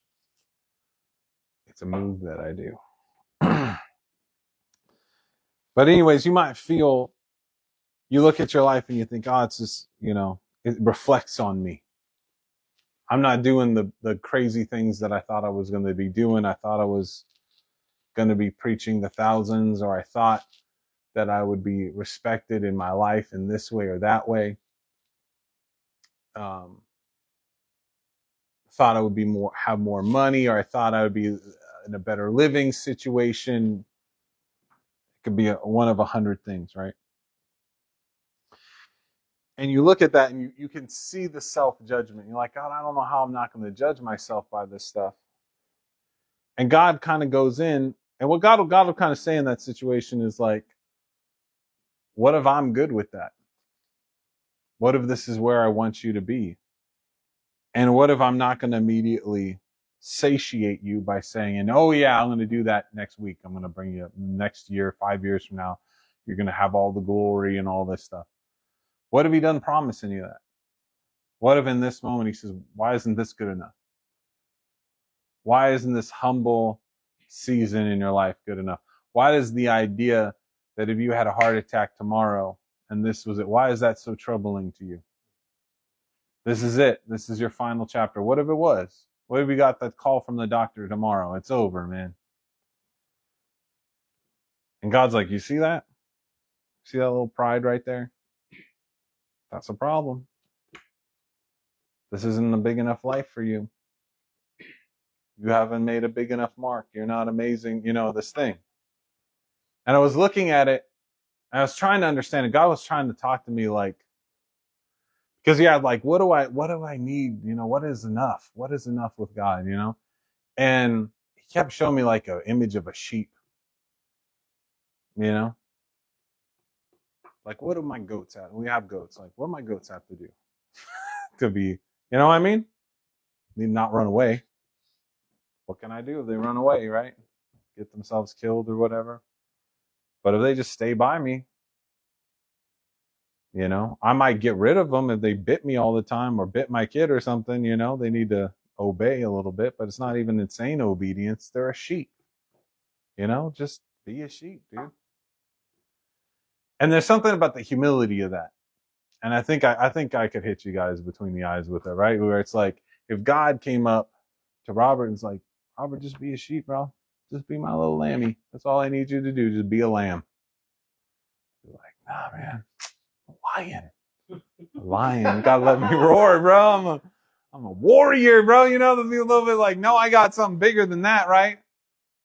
Danny would be like, nah, I'm not, I'm a shepherd. I'm not the I'm a shepherd, bro. Like I'm a little bit up from that, you know? That'd be that's too small of a life for me. And I was looking at it and God started showing me this. And you know, I've done a little bit of counseling with people here and there and done some. This looks a little bit sideways. It's like held on with one little thing. So it's not permanently attached. But but I've done counseling with people, and it's a strange thing because a lot of people struggle. They'll have depression, right? And they this nightmare. I'm just dying of depression. I hate this. This is the worst thing ever. I'd do anything to not be depressed. And when you get into it, you'll uncover that it's sort of manic depression. It's got a little, not the full bipolar necessarily, but it's got that little edge to it. And I've found this true of almost everybody. You don't have to have clinical depression for this to be true. But like they have down times and then they have these high times, right? The manic times. They're really excited about life and they want to run. I'm work on 5 projects today. I'm just getting it done. Yeah, let's go. And they're all excited about everything. They say, I can't get out of bed, man. It's pajama pants today, man. I got nothing going on. It's over, bro. And it's one and then the other. And it's weird, right? It's like psychologically, we're thinking about it, you'd be like, why would I go up so high when I have depressive things? And the reason why is the amount of leash you have. What it means is, here's the facts of who you are. And it's like an anchor, right? And here's how you feel about yourself. And how much leash you got on that, how much play you got on that, how far you can drift just on your emotions from reality about who you are. And so if you play out a lot of line, you can have a fantasy where you're way up here, bro, because you're really here. This is the reality of your life right now. You don't want to face that. That's not big enough for you. So you play out all this line so you can go up in your fantasy land way up here. I'm amazing. I'm going to preach to millions. Behold, it's me. God, and God's handing the crown down at you on the last day and it's resting on him like, thank you. Thank you. Thank you. Hey, I'm going to get real, guys. This is going to get real here. You know, you have fantasies, man. You're just like in your mind and there's your horrible, you know, maybe it's your sinful dad who's like, why did I not know? Why didn't I know?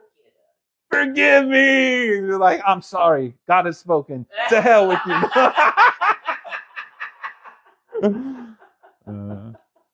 I'm not talking about anybody in the room, I think. Nobody here. No. Nobody here.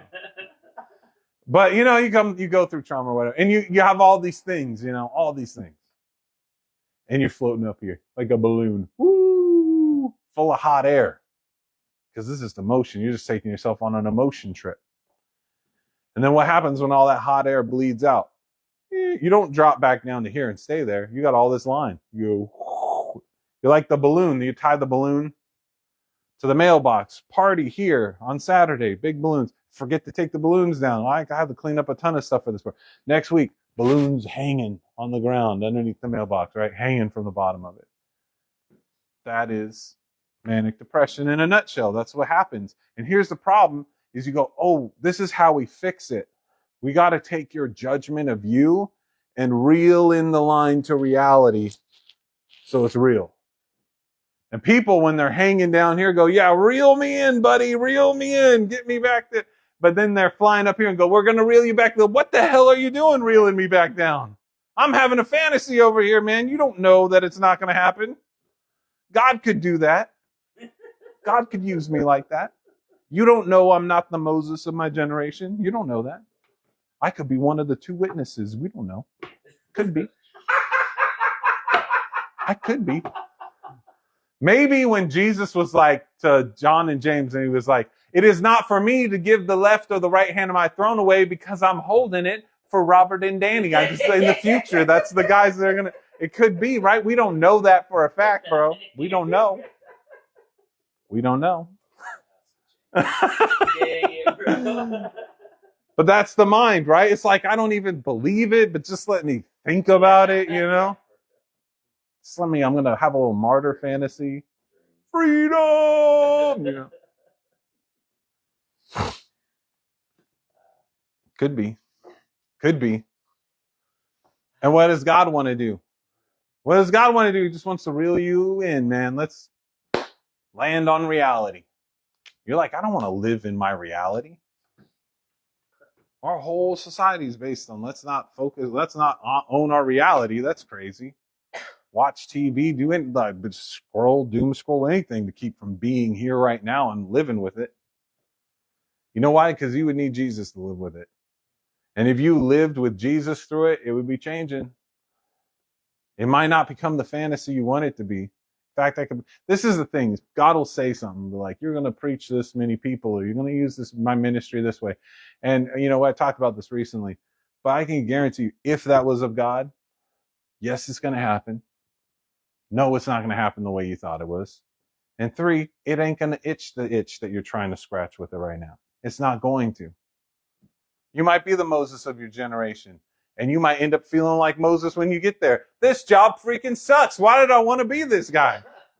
Moses had a crappy time of it. Guess what? It sucks to be Moses. You know, you get there and you'll be like, I thought it would be great. No, I guess it isn't. I guess God isn't in the feeding your flesh business like I thought he was.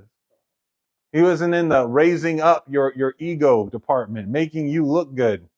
Glory be to me. That's not what he's doing. He's not after your glory. He's trying to teach you the happiest you'll ever be is chasing glory for me, not chasing glory for you. But we have a hard time buying that. And so we'll double talk God. We are like, yeah, I'm going to do it for your glory. In the back, I'm like, I don't want to do it for my glory. That's what I'm doing it for. And then when you get it and he doesn't let you feel so betrayed, how could you do that to me, God? I know we were all saying it was for you, but there's nothing for me in it. I know I said I want to be a selfless martyr, but then you actually let me be a selfless martyr. And I realized nobody was clapping for me when it happened. Nobody came over and shook my, you are such a godly man. Thank you for doing. Like there was just, it's just you. All you gave me was you, God. I feel cheated. And it's just, right. It's disgusting to say out loud, isn't it? But this is the problem. We look at the life that God has given us, that we're walking in, and God's trying to reel us in to reality, right? Because where else are we going to live? We're just fantasizing if we're not in reality. But we don't want to. We want to float up here, and then we're crushed and we're never in reality. Satan's like, great, just keep bouncing between your fantasy life and despair and never come down to land in reality. That's perfect, because you can't meet God in your fantasy. God's not going to sit there and say, yeah, this is great. Let's pretend things are happening that aren't. This is great. No, God's going to be in the reality. He's the way, the truth, and the life. Nothing about that is your fantasy world. God's going to have to wake you up from that. And we don't want to wake up from it. We don't want to face it. We're afraid that life is going to be too small. Or maybe too big, depending on the moment. We're worried it's going to be too small till God starts doing something. Then we're scared to death. Are you doing what? I'm not ready to do concrete. I'm not. Why are you doing that? It's like you fantasize about it till it shows up. Then you're running away from it like it's chasing you with a knife. And you're just, that's who we are. That's where our heart's at anyway. And the moment that God took me to with the whole thing is because it's like being a sheep and And, it's just, and what it really is for me, if I got really real with me, is it's just my whole life I lived worried about, like literally worried as a kid about what my family was thinking about me all the time. Like, was I worthy of keeping around all the time, thinking about, worried about it. And so it was like, whatever I did, there was a fear of it. And then there was a fear of what people were going to say, like around my grandmother's dining table about it, like what my parents are going to say and what my siblings are going to say. And if it's going to feed the, is it going to give weapons to my enemies, basically. And when you're like that, you're very insecure about your life because you're always aware of how someone could spin it. Oh, you're just living with a couple other families up on this land, and you're in an RV, and you're just preaching to a couple of people, and like, you get your life together? What are you doing with your life, man? Well, you just watch kids, bro? You just get up in the morning, put DVDs in the DVD player. What's wrong? You know what I'm saying? Not true. But they'll spin it like that, bro. Don't think they won't say it like that. They're horrible parents, so they're just going to assume you're not doing it. And it gets in your head a little bit. It will. And it will get in your head to such a degree you think God would look at it that way. You think God's got to be looking at it that way. Must be. And where God took me in that moment, he's reminded me of that movie Schindler's List, which it's a powerful movie, a lot of weight to it. But at the end of that movie, it's about, this German guy's Nazi partner guy, a Nazi party guy, Oscar Schindler, I think was his name. And he's just a profiteer. He's just trying to make money off of war. He's like, this is it. We're going to make some money. I got some free slave labor. I'm going to work these Jews, make some money. But he ends up, not even really befriending them, but just knowing them a little bit. They're people. He makes the great leap at that moment of recognizing Jews are actually people. They're human. And then in his day and age, in that area, that was pretty radical. And then they start killing him all the time. And he's like, oh my God, am I going to let this go down like this? Am I going to do something? And so he starts trying to protect him, get him to his factory. And eventually at the end, they're going to send all these people off to Auschwitz and kill them all. And so he comes up with this plan to basically bribe and buy 1,000, it's like 1,100 Jews to go and work in his factory. And he's not going to really make weapons for the Nazis because he doesn't believe in them. So the whole thing isn't going to make money and it's going to cost a fortune, but he could save as many of these people as he possibly can. So he basically burns up all his whole fortune. He's basically penniless by the end of the war to save about 1,000 people. And at the end of the film, at the end of the movie, the war has ended. He talks the SS guys out of killing the Jews there. Don't do it. And they go, yeah, we don't want to do it. We're worried about getting arrested anyways. And so he's going to take off. He's got to run because he ran, slave labor for the Nazis. That's what it looks like on paper. And he's probably going to get arrested. And so, his Jewish friends write a letter, try to explain, like, he saved our lives. Don't hang him for it or something, don't send him to Nuremberg. And so they write out this letter and then they give him a ring, and they like ripped out this dude's gold bridge work and like melted it down and made a ring in the factory. And they carved this message in the side of it. It was from the Talmud, and it said, if you save one life in time, you have saved the world. And they give it to him, right? And he takes it and he's touched by it and everything. But he's sitting there, he's looking at all these people. And it's the moment you have when whatever you did it. And now there's no more, you can't save any more lives, right? It's over. And he's sitting there, he's looking at it, and he's looking at the people that he saved, but he's thinking about all the other people he knew that he didn't save and whether they're still alive or not, and kids and women and all these people. And he's thinking, could I have done more? And he's about to get in a car and run. It's a little sporty kind of car from back then, 40s. It wasn't that sporty, but he's looking at it and he's thinking, I could have sold that car. And with that money, I could have bought 10 more people. 10 people went to the gas chambers and died. I could have stopped it. And then he picks off like a little lapel pin he has. It's a gold Nazi swastika lapel pin, right? And, kind of maybe he kept it so people wouldn't doubt him. But he's sitting there and he's thinking, it's gold. If I sold it, I could have saved maybe one more person with this piece of junk, you know? And he's just weeping by the end of it. And they're trying to console him. And everybody, when you're watching the film, you're thinking, man, you did a lot, man. You saved a lot of people. But that's just the weight of the situation, right? But I was thinking that, like, my mind was focused, like God was talking to me in this prayer, and he was taking me to that ring, and that saying on the ring, you save one life, you save the whole world in time, And like the idea of like changing one person's life and what that could do in time. What does that mean? And you think, like, what if there was just a person and they didn't do anything super amazing or crazy or anything wild? They just loved God, and they were just kind of a Christian person, but the one big thing they did was they saved your wife's life. Or maybe they saved her soul. She was going to curse God and jump off a bridge abutment and just kill herself. And they talked her down, and they pointed her back to God. Or maybe you're looking at your son, and it's just one of his friends, is just his accountability partner, right? Throughout his life, he wasn't the guy who led him to the Lord. He's just that one guy that from time to time was there to hear a story or to push a point or push back on something, point your son back to the Lord again and again. You look at somebody like that and you say, was that enough? Was it enough?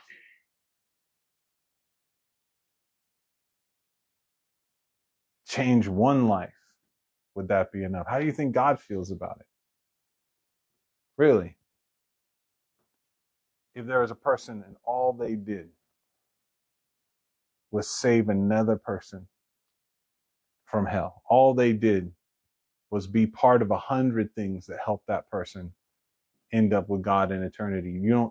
God rewards the man who gives a cup of cold water to a disciple because they're a disciple. They will not lose their reward. How do you think the reward goes if you save a soul? As much as a man can claim to be responsible for that, we're only a participant. We're only adding to the equation.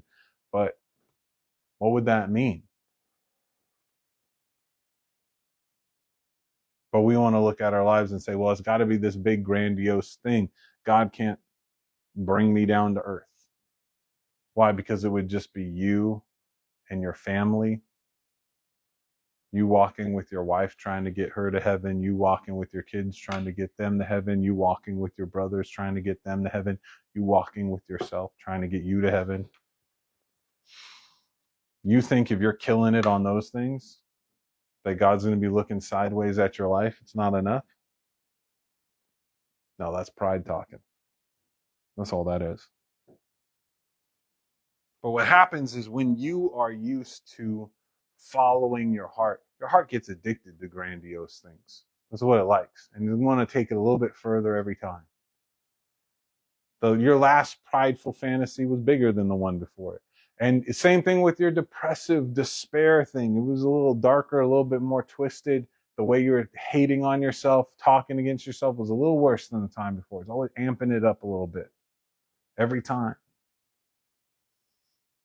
When I think of our emotions, and this might get me in trouble a little bit, but I think it's a helpful metaphor. I'm going to use it.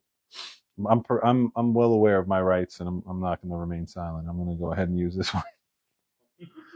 But I think our emotions are a lot like a wife. That's what I think our emotions are like. Because I think our emotions are really great at coming alongside us and helping us. They're helpmeets. That's what they do, our emotions. That's what our heart does.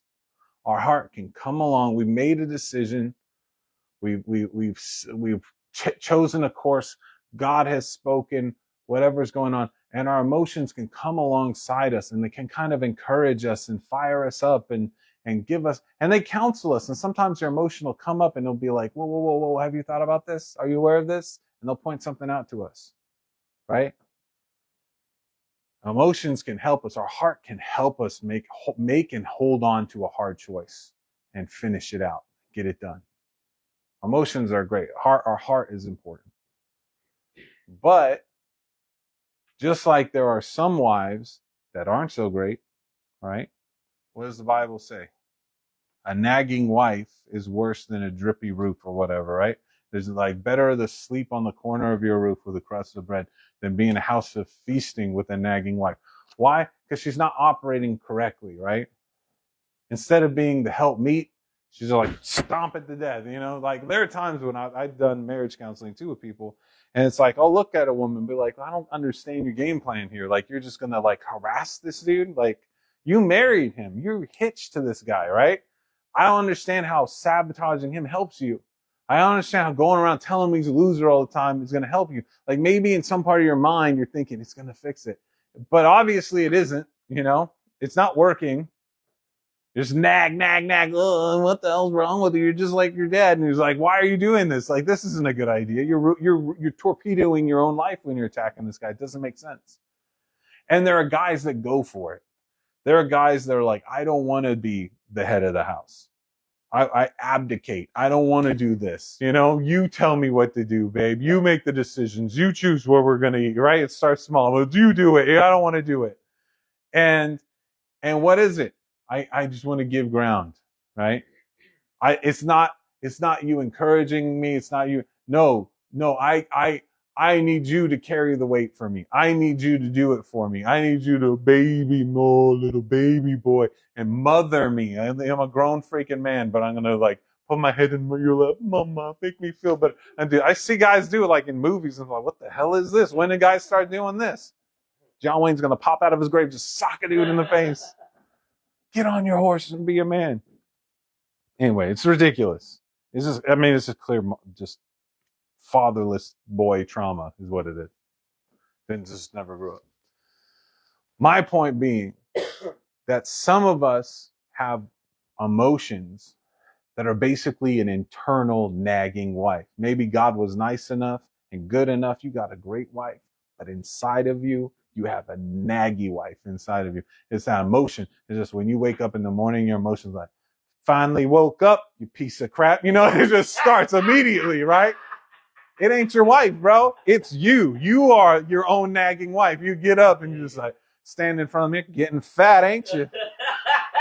Piece of crap, brushing your teeth, it's looking yellow. What's wrong with you? And you just all day long, just tearing yourself down, and you follow it. Like you don't have to be married to that. You don't have to be, but you choose to be. And God's like, why are you following that? Why are you doing that to yourself? Why would you do that all day long? You know what it is? To let your heart lead you. And that's what, your heart is not evil. You told your heart to do that. Like, heart, you need to kick me in the butt. You need to tell me I'm a piece of crap. It's the only way to motivate me. You see what my parents are doing? They're constantly calling me a piece of crap. It's the only way to get me to move. You need to do it too. See, everybody hates me. That gets me up and gets me moving. Nothing gets me off the couch like hate does. So hate me a little bit. It'll get me going. You taught your heart to do that to you.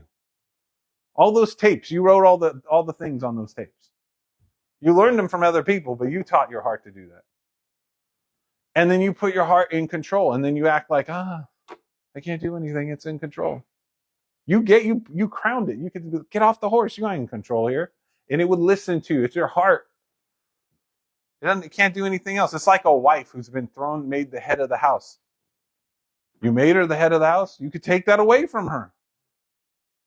Like that, you don't have to, can I please have my God-given position back? You don't have to ask, bro. It's yours. Just stop coming to her with your hat in your hand, begging her to run your life. It'll change.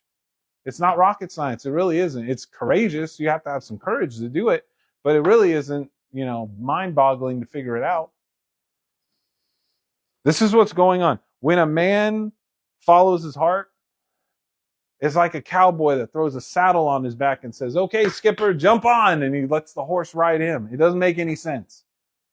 You are supposed to be riding the horse. You are supposed to be in control of your heart. It's your companion. It's not your master. And some of you are slaves to your heart. You wake up in the morning and go, what do you want to do today, heart? Tell me what to do. Make me feel good. Make me feel. It's like a abusive woman, you know? Abusive women don't beat their husbands most of the time. They just manipulate them.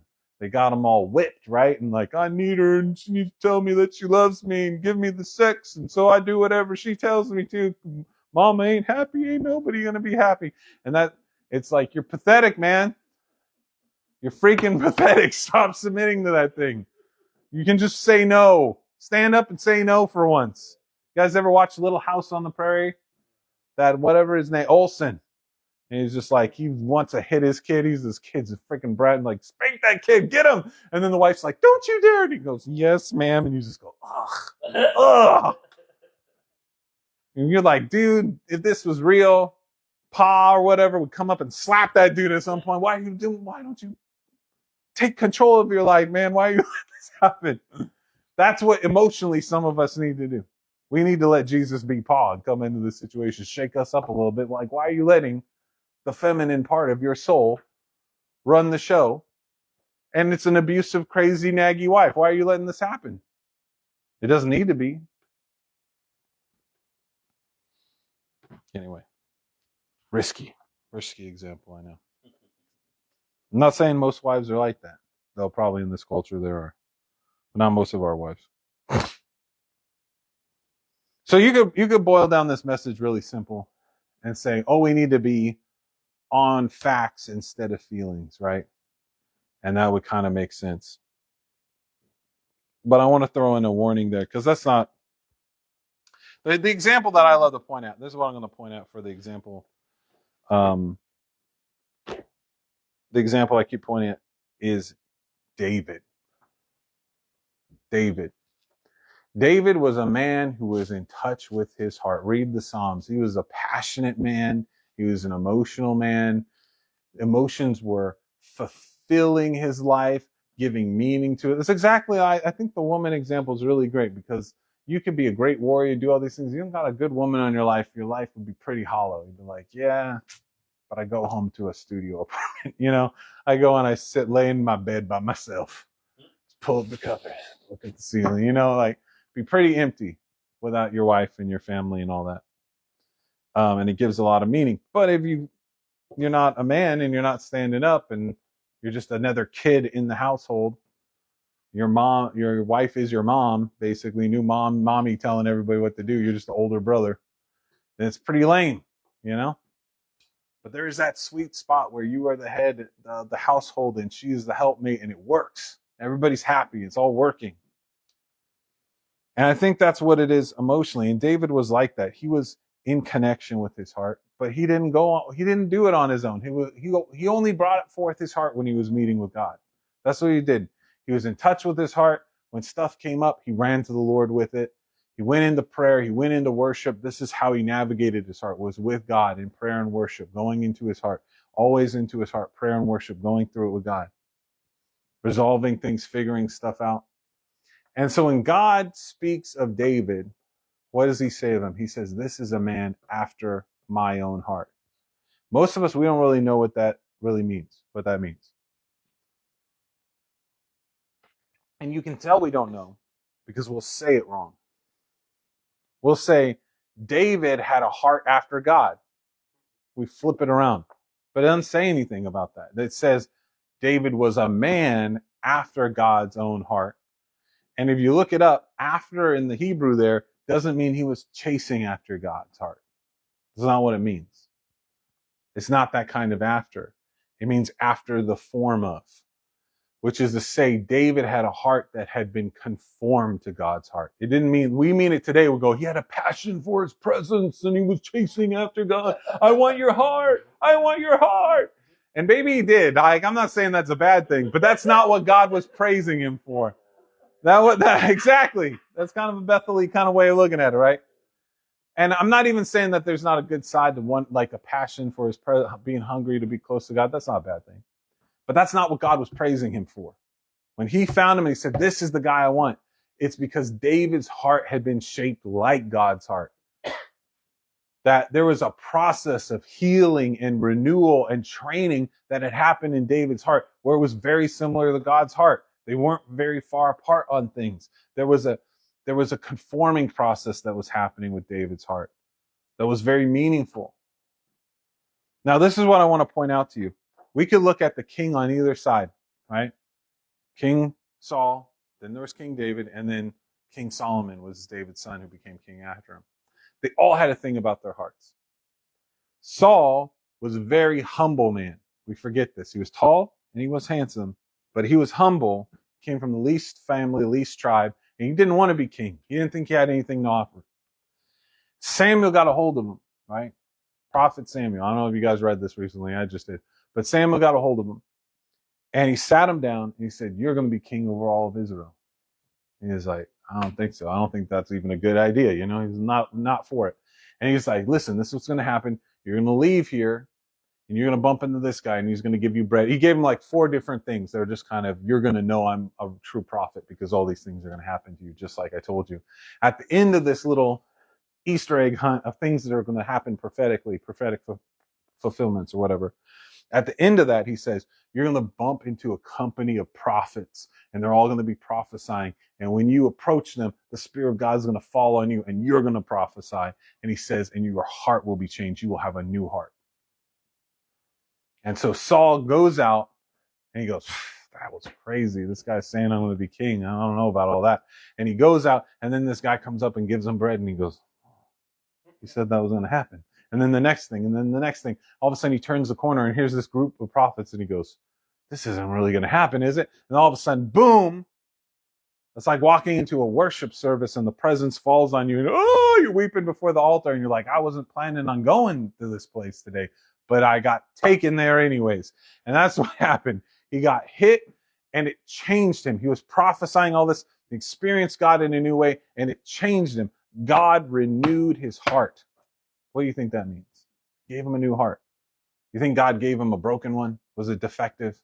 He's like, "Here's your heart, Saul. I included all the wounds from last time. I just moved them right in." It's like if you got a new car, you trade in your car and you're like, "Yeah, I noticed that your alternator was shot. So I swapped it out. I figure you want to keep the broken one in your new car. So I just put all the old crap in the new, you can have it now. You know, yeah, that tire was bald. Put it right on the new car. Figure you want the old burnout one. It's probably just getting to that place. It's just where you want it. It's like jeans. They got to get broken in like a pair of boots. There you go.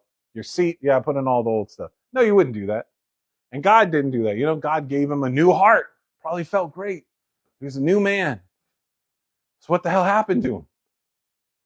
Right? Well, it's not just about how, like, your heart is hard to track, right? And it's damaged. God healed the damage. There's going to be times in your life God heals your damage.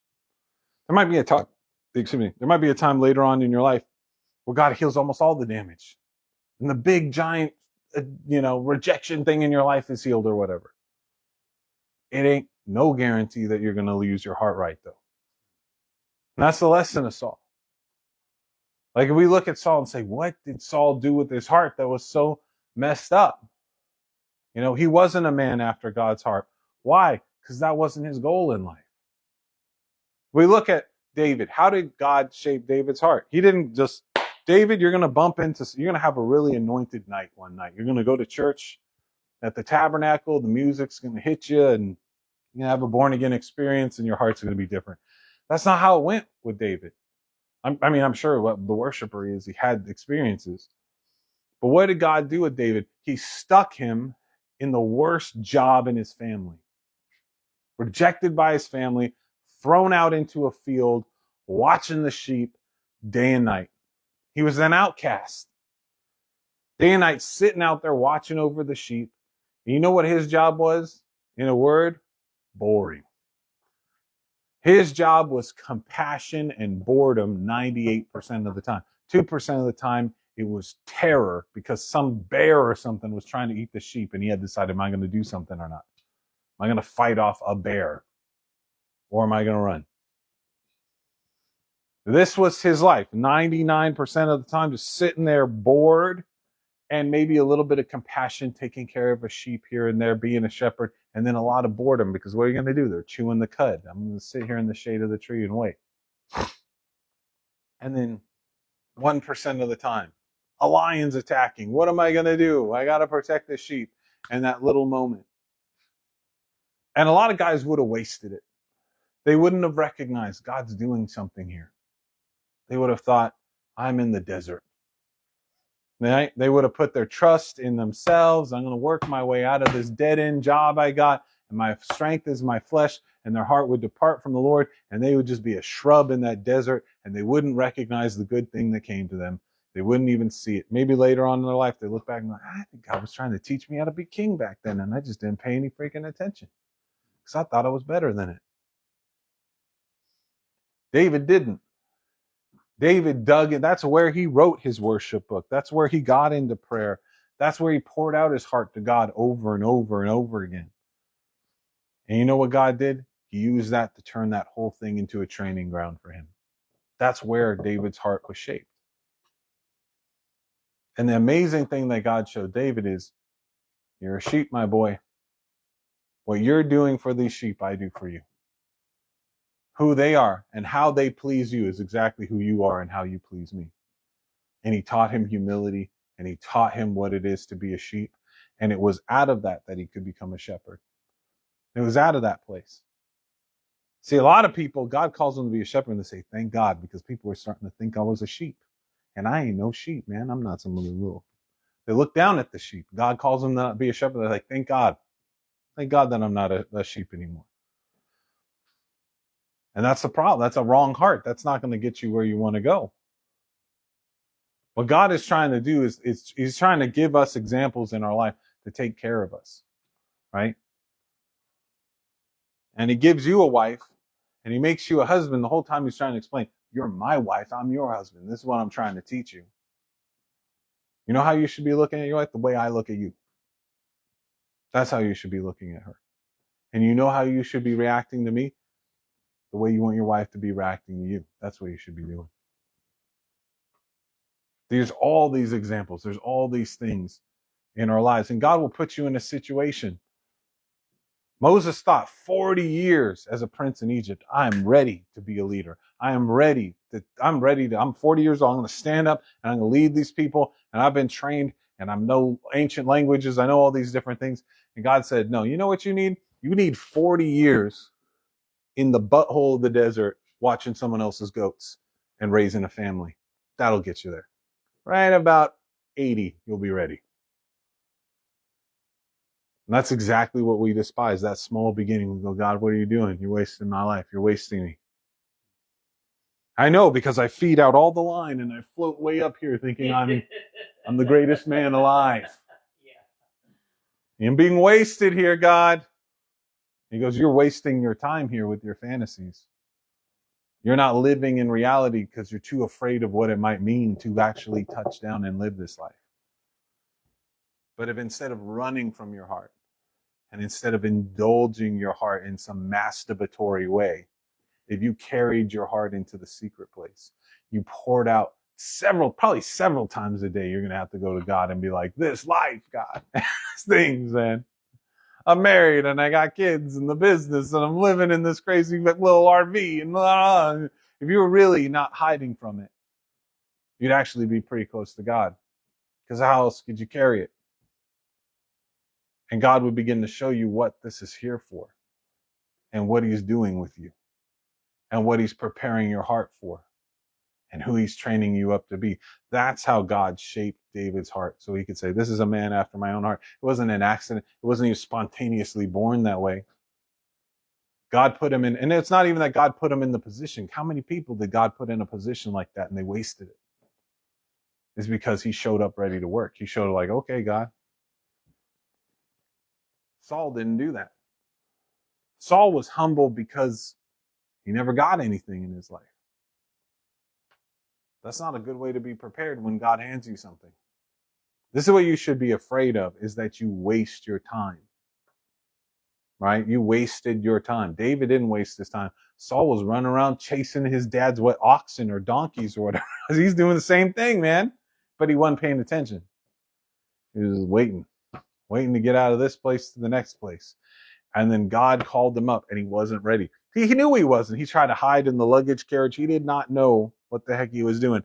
And when he got there, it was so sweet, bro.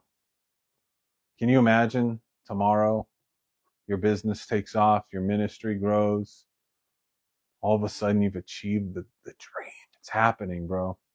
You hadn't learned anything here. You didn't. And it happened anyway. Praise God for his mercy. But his mercy is about to turn into a judgment because you don't know how to handle it. You don't know what to do with it. That's what, and everyone's trying. It's not like God wasn't. God's like, look how I'm going to screw this guy right now. He wasn't. Samuel was there like, watch your step.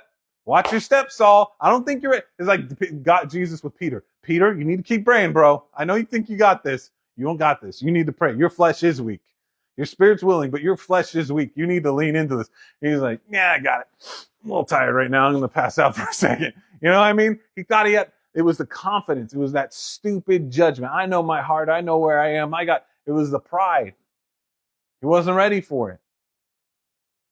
And so what happens? David was a man after God's heart. Right? Saul was a man after his own heart. All he knew was this feels good. That's what I'm talking about. King. Oh, you feel that? Do you see it? It's working, baby. I knew I could do that. I knew everyone underestimated me. I knew I had it in me. Look at how good I'm doing. You know what happens? God's doing amazing things in your life and you're just taking credit because you can't help yourself. You don't even know you're doing it. And then what happened?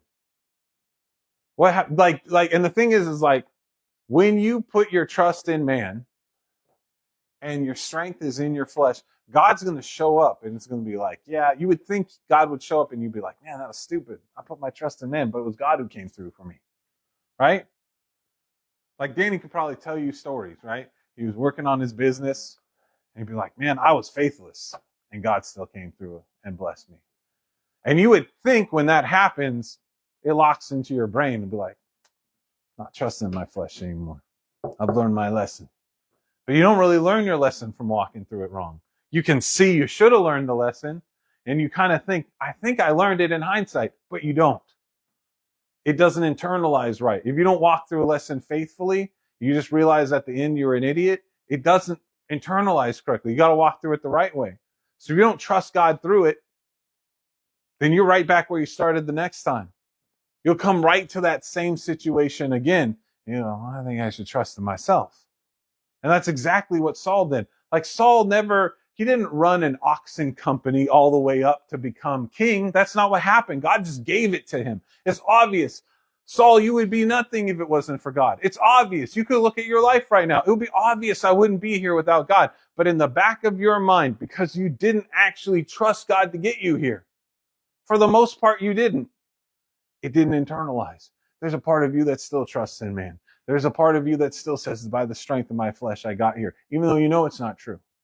When a problem comes up, you don't run to God and say, there's something wrong with the life you gave me. What do I do? You run to yourself and say, what am I going to do to fix my life? It's me. And when Saul saw things going wrong in his life, you could tell Saul had rejection issues because the second things went wrong, he went to his God and he thought, there's something wrong with my relationship with people and I got to do something about it. It outranked everything else in his life when that would go wrong. So when he needed to give a sacrifice to God, he wasn't thinking about the sacrifice to God. He was thinking about what people thought about the sacrifice to God. He's preaching a sermon, but he's not thinking about what God thinks about the sermon. He's thinking about what people are going to think about the sermon. So when Samuel's like, do not make this sacrifice. Do not go forward till we make this sacrifice together. He goes, I got it. But when he gets there, and don't get me wrong, Saul wanted to obey God. Absolutely. It was like, it wasn't his number one priority, but it was like his number two priority in his life. It outranked everything except one thing, his fear of what people would do. That outranked it. And so it was only then, he doesn't disobey God nilly-willy like he doesn't give a crap. He disobeys God when he has to choose. The people are going to abandon me, or I'm going to piss off God by doing the wrong thing. He goes, God, you're going to have to take one for the team, man. because I can't fight a war without warriors. They're impatient. I'll do this. I'll do the sacrifice, God. Samuel's late. His fault. I'm going to do it. He says, you just lost the kingdom. You just lost the kingdom. God would have established you forever, and you lost it for this. Why? Because he wasn't a man after God's heart, right? He was a man after his heart, and his heart said, you need to do something. There was a panic in him that was probably had a 3-year-old boy's voice from way in his past, right? That was screaming, do something. They're going to leave you. And that voice and that emotion and that instinct was stronger than all the intellect that said, don't screw God right now. What the hell are you thinking? Don't do this. That little voice, that emotion was stronger to him. That panicky little boy from the childhood, don't let them reject us. Do whatever you have to do. And so Saul disobeyed God. It wasn't even really hard for him to do it, to be honest. And the thing is, he didn't think he did it. He came in, every time Samuel comes in and rebukes Saul, Saul is confused, bro. He's like, but I did everything God told me to do. And he goes, then why can I hear the sheep you were supposed to kill? Why are they there? And he goes, no, but we're going to give those to God. No, we came up with a plan.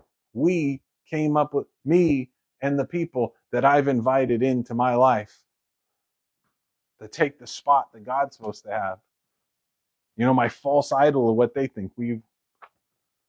It's so natural. When your God is your stomach, when you trust in man, when your flesh is your strength, it's so natural. It doesn't feel like your heart's departing from God. You're shocked when God starts. The Babylonians are camping around the city. Why? You mean the crazy guy that was over here saying, repent, stop fornicating? That I don't care about the fornicating, do you, God? I mean, really? Like, I'm your servant. I'm like your chosen guy. And, I couldn't ever kick the porn thing, but that can't be serious, right? That's not a big deal. Well, I have an anger issue. I yell at my kids. They flinch at me most of the time because I'm butchering this thing. I'm messing it up. I won't talk to God about it, but that's not a big, that can't be big. That just can't be a thing, right? That just can't be a thing. Our sins never seem like they matter when we're the ones judging, when we sit there and go, oh, it's not a big deal. Why? Because whatever the big deal is to us, that's the big deal. If it was leading to rejection, it would be an issue to you. If it was leading to abandonment, it would be an issue to me. If it hit the panic button in the right way for Robert, it would be the thing that matters to him. But when God brings it up and it doesn't have that emotional backup, and we think, oh, if it's just a still small voice of God, then it doesn't really matter. Maybe if he socked me in my conscience, he just crushed me with conviction, then it would matter. So what are you saying? My heart is God. My feelings are God. God doesn't bring the feelings, then it doesn't really matter. So many of us are walking in this way. And this is what we see. David's heart, he was a man after God's heart. He didn't despise the small beginning. God put him in a situation and he continuously brought his heart forward to God. He continuously laid his heart out before God. He constantly cried out to God. I'm in despair. This is overwhelming. He was a whiny guy. And you know what that is? That's being human. We're all whiners. We see our kids and they're whining all the time. That's you. You whine all the time. You just figure it out. If I don't shut up, people aren't going to like me very much. Right? And that's what we teach our kids to do. Shut up. Nobody's going to like you if you whine all the time. Why? Because you were created to take your needs to somebody. But most of us we didn't know God well enough to know where we should whine to and how to change the tone and have the right heart, a heart of hope that cries out saying, I know you're going to take care of me. It could be transmuted into something else, but we don't. We don't do that. We repress it. We stuff it down. And it becomes a monster. It twists our hearts. We become a Saul. We have our own plan and we have our own thing. And when it happens, we can't really even believe it that it's happening. Saul was just confused the whole time. He was literally confused. Like he called up Samuel from the dead by necromancy, and he was shocked that Samuel was irritated with him about it. He's like, "What? I wasn't supposed to do witchcraft? Really? Like, how did he not know that?" And it's the same thing. It's the young man who like, "Well, I guess I should have known that if I just had sex with this woman like 400 times without a condom, I might get her pregnant and I might be stuck with her for the rest of my life." It's like, you knew that. You knew that on some level. You just you were following your heart in a really stupid way, right? You were just like, I'm going to figure myself out, and this feels good. This feels right. I really want it, so it must be okay, and I'm going to live my life this way. And as Christians, we either are full out that way, and you'll see Christians like that, and you'll be like, with all this stuff with Bethel, be like, how do these people fall into this? They're just chasing their heart. They're just chasing their heart full tilt stupid, and it shows. And the most of us that can judge them real hard, it's because we've buried our heart and we've stabbed and murdered this thing and it's dead. And we're like, we're smarter than this. But you know what? Nobody's living heartlessly. You got some dark watch of the night when you pull that thing out and start following it. Because if you were doing it God's way, it wouldn't be like that at all. You'd have your heart on your sleeve. It would just be on your sleeve before God. But God would be working in you with that. You'd be very in touch with your heart.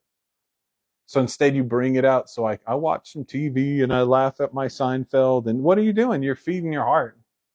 You're following your heart. And the thing is with an idol is it can be stupid like that. I just watch a couple episodes of Seinfeld every night. And you're like, nobody can criticize watching 4 episodes of Seinfeld.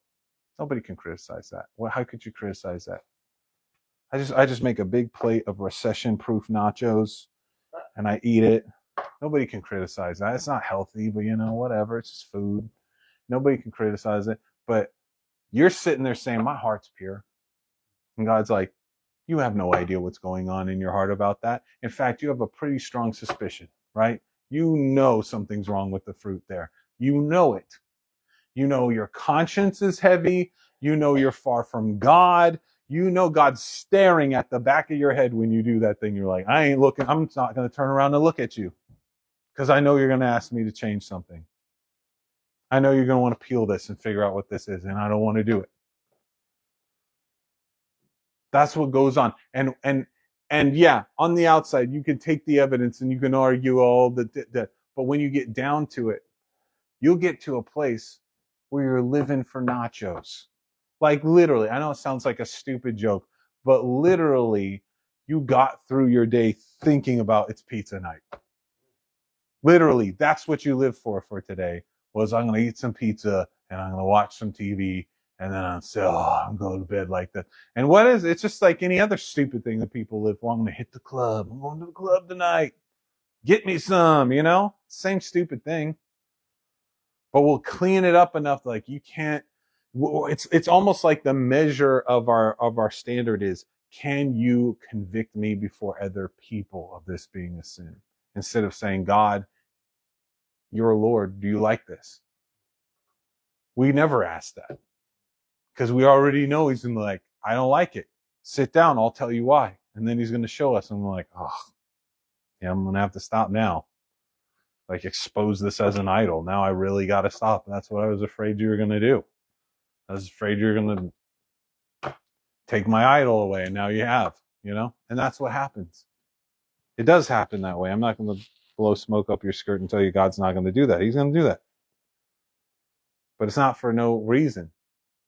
How stupid would you feel to go to hell over nachos? I mean, really, if you went to hell over, for a good 20 years of my life, I just got sucked into watching TV. And that was just like, and then that's not when I fell away from the Lord, of course. It was all of a sudden I got the ministry I always wanted. And I realized that the 20 years I was in Midian and God was supposed to train me how to be a shepherd over all these people, I was focused on nachos and Seinfeld, and I kind of missed the whole point because I was in fantasy land, up here, down here, up here, down here, never here where reality is. So I didn't learn anything. And then I was Saul, and I got it, and it felt great. And how many pastors right now can we talk about who have fallen, just crashed and burned, had an affair, raped people, blah, all the way down into the pit, to the hole of it? And that's exactly what happened to them. They sat there and they didn't use the time. They did not let God shape their heart. They chased their heart, or they buried their heart. But whatever they did, they didn't use the time God gave them. They didn't chase God with it. And then the time came. God still fulfills you. God, the thing you shouldn't be afraid of is God's not going to do it. He's going to do it. The thing you should be afraid of is he's going to do it, and I'm not ready. He's going to bring it, and I'm not even going to mess it up. I'm going to ruin it, and I'm going to ruin me, and I'm going to be the bad guy in the story. Saul wasn't supposed to be the bad guy in the story. He wasn't supposed to be the guy screaming and throwing spears at the anointed guy. He threw a spear at his own son.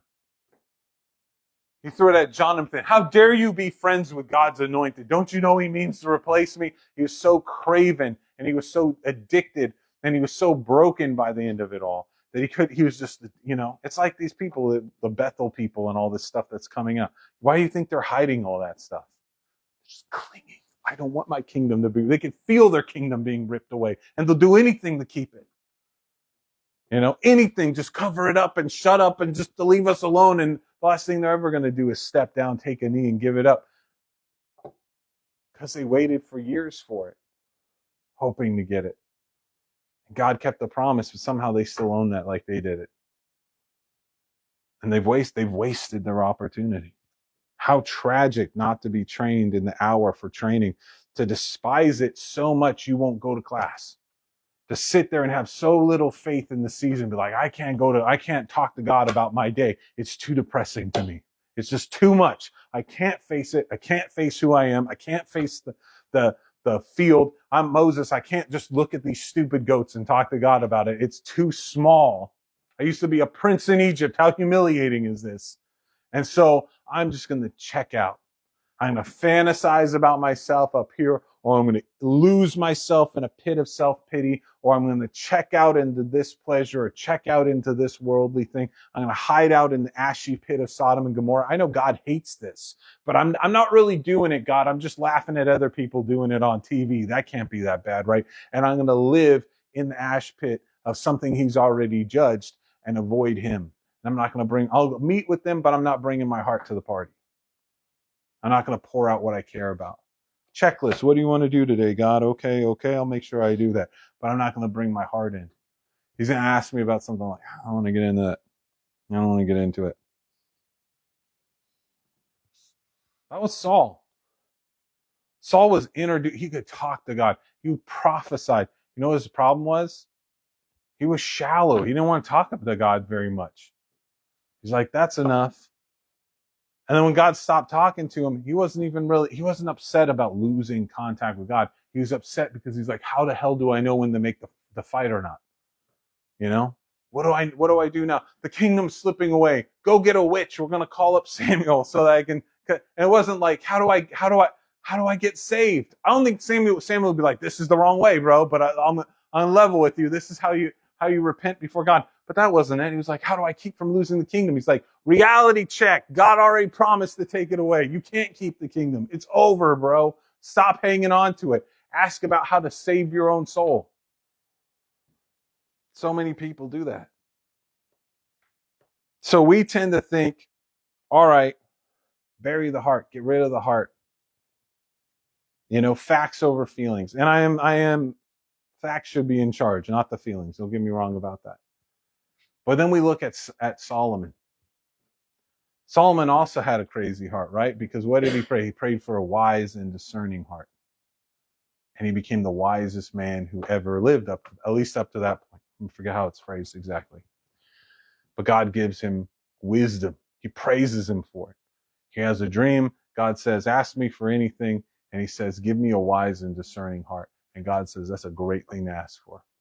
He says, because you didn't ask for riches, because you didn't ask for long life, because you didn't ask for power, I'm more than happy to give you wisdom. And along with it, I'm going to give you riches and power. And if you are faithful to me, I'll give you long life too. And he blesses him and he gives him all this stuff. And so what do you think? If you didn't know the story, how would you have guessed that Solomon's story would have ended if God gave him that kind of wisdom? You think this guy's he's just going to kill it in life, right? He's going to be amazing, and he's going to be on a crowned with many crowns in the kingdom of God. It's going to be amazing. Like, wise people don't make mistakes. Wise people don't sin. Wise people are too smart for that, right? He's going to do the right thing. But he didn't.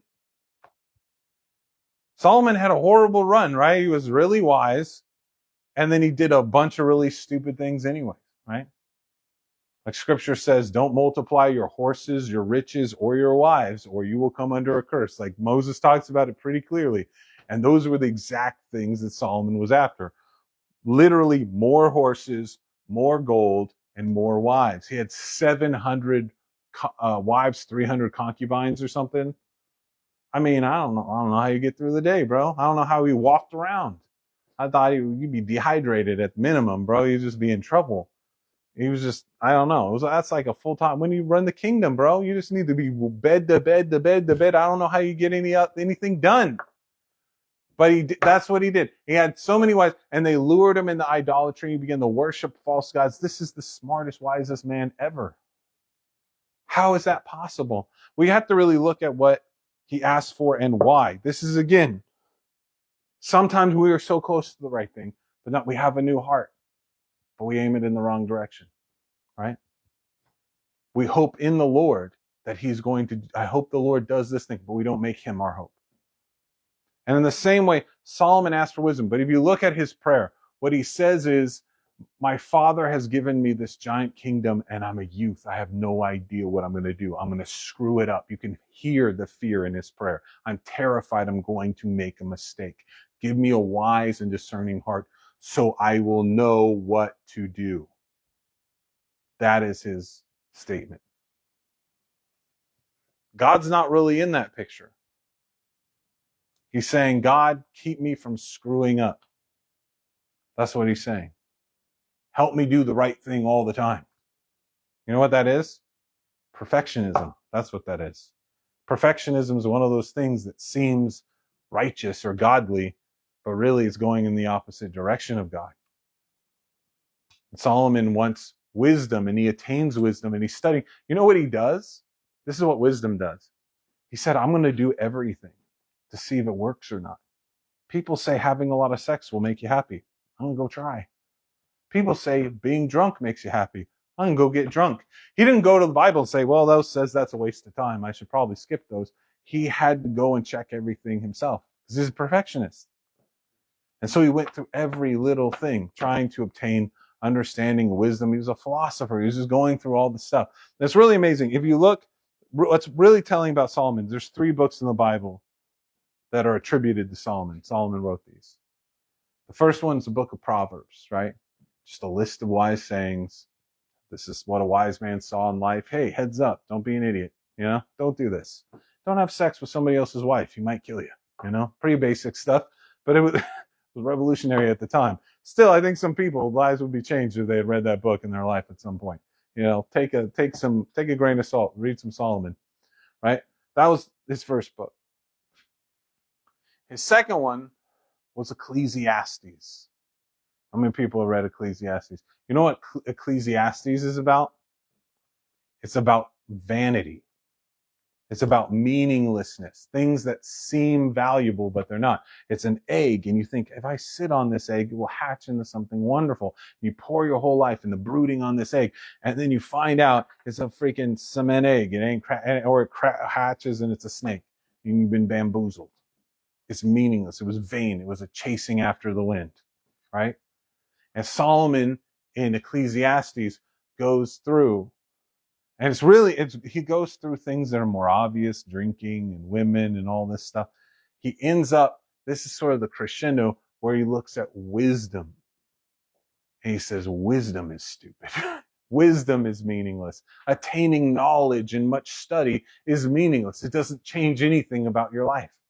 And a lot of times we don't get that. What Solomon did was he kind of went through life and he said, there are a lot of people that say, if you get enough knowledge, it'll change your life. If you have enough accomplishments, it'll change your life. If you get enough pleasure, enough experiences, enough wonderful things, it'll make your life worth living. It'll change your life. And Solomon went through all of them and said, none of those work. He says, I'm no better off because I know everything. He says, I'm so smart. I'm so wise. You know what it means? I know the stupid thing I'm doing while I'm doing it, but I still do it. Like, I know better and I still do it. I do stupid things all the time. He's like, I know ahead of time I'm ruining my life, but I still ruin it. I wish I was the stupid guy, because at least he gets to have fun while he's making a mistake. I know I'm doing something stupid. It's kind of a Christian position. When you become a Christian, you're like, I know that I'm going to go off and do this sinful thing. You're going to go do something crazy. You know going in that you're not even going to really enjoy this. It's not, the whole time you're going to be kind of miserable, and you're like, I'm still going to do it though, because I'm not in control. My flesh is in control, and I've lost it. And that's what he says. He gives this whole teaching. His whole thing is it's all vain and meaningless. All this wisdom and all this perfectionism, it all sucks. It seems like it should work. None of it works. And then his last book is the Song of Solomon. And what is it about? Love. It's about a relationship. It's about love. It's about God. Ultimately, it's about having a relationship with God, and the fulfillment is there. It's in God. And I think in the midst of writing that book, if it's really what I think it is, and most people through history is a story about the soul's love for God and God for the soul. If that's what that book is about, and Solomon was in the throes of this, understanding this at some point in his life, I think he had to have a moment where he realized, I asked for the wrong heart. I asked for the wrong one. I thought if I had greater understanding than my dad, I would be better than him. Because he probably looked at his dad and said, man, that Bathsheba thing, you're an idiot. You just need a little bit more wisdom. You made some pretty stupid mistakes. But King David's mistake was not really in that. It really wasn't. It really wasn't like a lack of wisdom thing. You don't have to be that smart to realize I shouldn't sleep with another man's wife. It's not genius level stuff. It's not why he did it. It was like, gotta claim ignorance. I had no idea you couldn't do that. It wasn't that. He didn't know. He knew. It wasn't a wisdom issue. Solomon asked for wisdom thinking it would bulletproof him, but that's not what makes the difference. What he should have said is, I want to be like my father David. I want to have a heart that's shaped after yours, God. That's what a double portion of that would be the master prayer. Like, that's what you should ask for. He asked for wisdom, and it was just more fruit off of the tree of knowledge. It just screwed him. But he gave him enough wisdom that he could sit there and say, don't follow me down this path. This is dumb. Don't do this. And it's really amazing, because they say he's the most wise man who ever lived and would live. You go, more than Jesus? That's where my mind goes. Like, yeah. When Jesus is like, how much wisdom should I have in my human body on the earth? Kenosis, he's hiding away his all-knowingness because he needs to live as a man. How much wisdom do I need as the Messiah on the earth? Not as much as Solomon. That gets him in trouble. That's a bad idea. I don't want to be that wise. That's just going to be a snare. Wisdom doesn't just give you options. It doesn't help you choose any of the right things. And sometimes multiplying your options just gets you in trouble. My wife does that. My wife will be like, I'm just researching. I'm like, you should pray before you research, because you're just multiplying options and you don't even know whether you should be over there. It's not going to make it easier to make the right decision. It ain't going to be easier to pray about it after you've done all the research, figured out what you wanted and all that. No, just pray about it before you even get started. You'll save yourself a lot of heartache. That's a lesson you can expand. That's a small thing, but you can expand it over large things in our lives.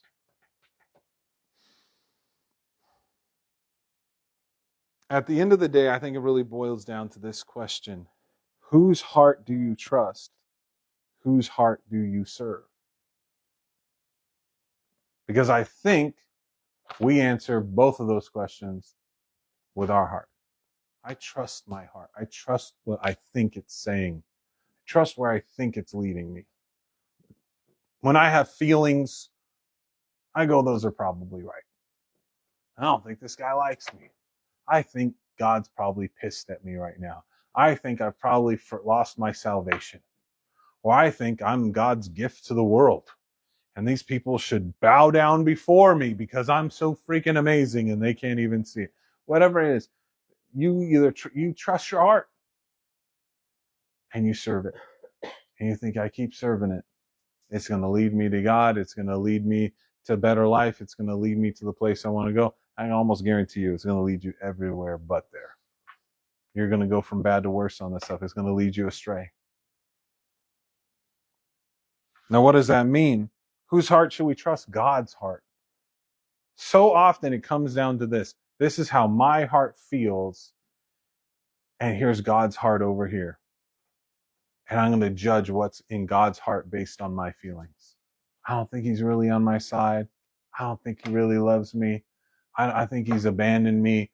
I think he's pissed at me. I think it's all on me. And he's waiting and seeing if I'm going to make the right choice and how it's going to turn out. We judge God's heart by our heart. We should do the exact opposite. We should be sitting in judgment over our heart with God. Not that we judge it, but we should be sitting with him as he judges it. He opens it up. He pierces it. What does he say? I, the Lord, know the heart. I can pierce. I can divide. I can call something pure or impure. I will reveal it, and I'll reveal it through the actions, through the fruit of a man's deeds. I'll reveal it. And God wants to bring you to the table, have you pour out your heart on a daily basis. He wants you to wake up in the morning and trudge out and go out into the field or something and pour out your heart before him.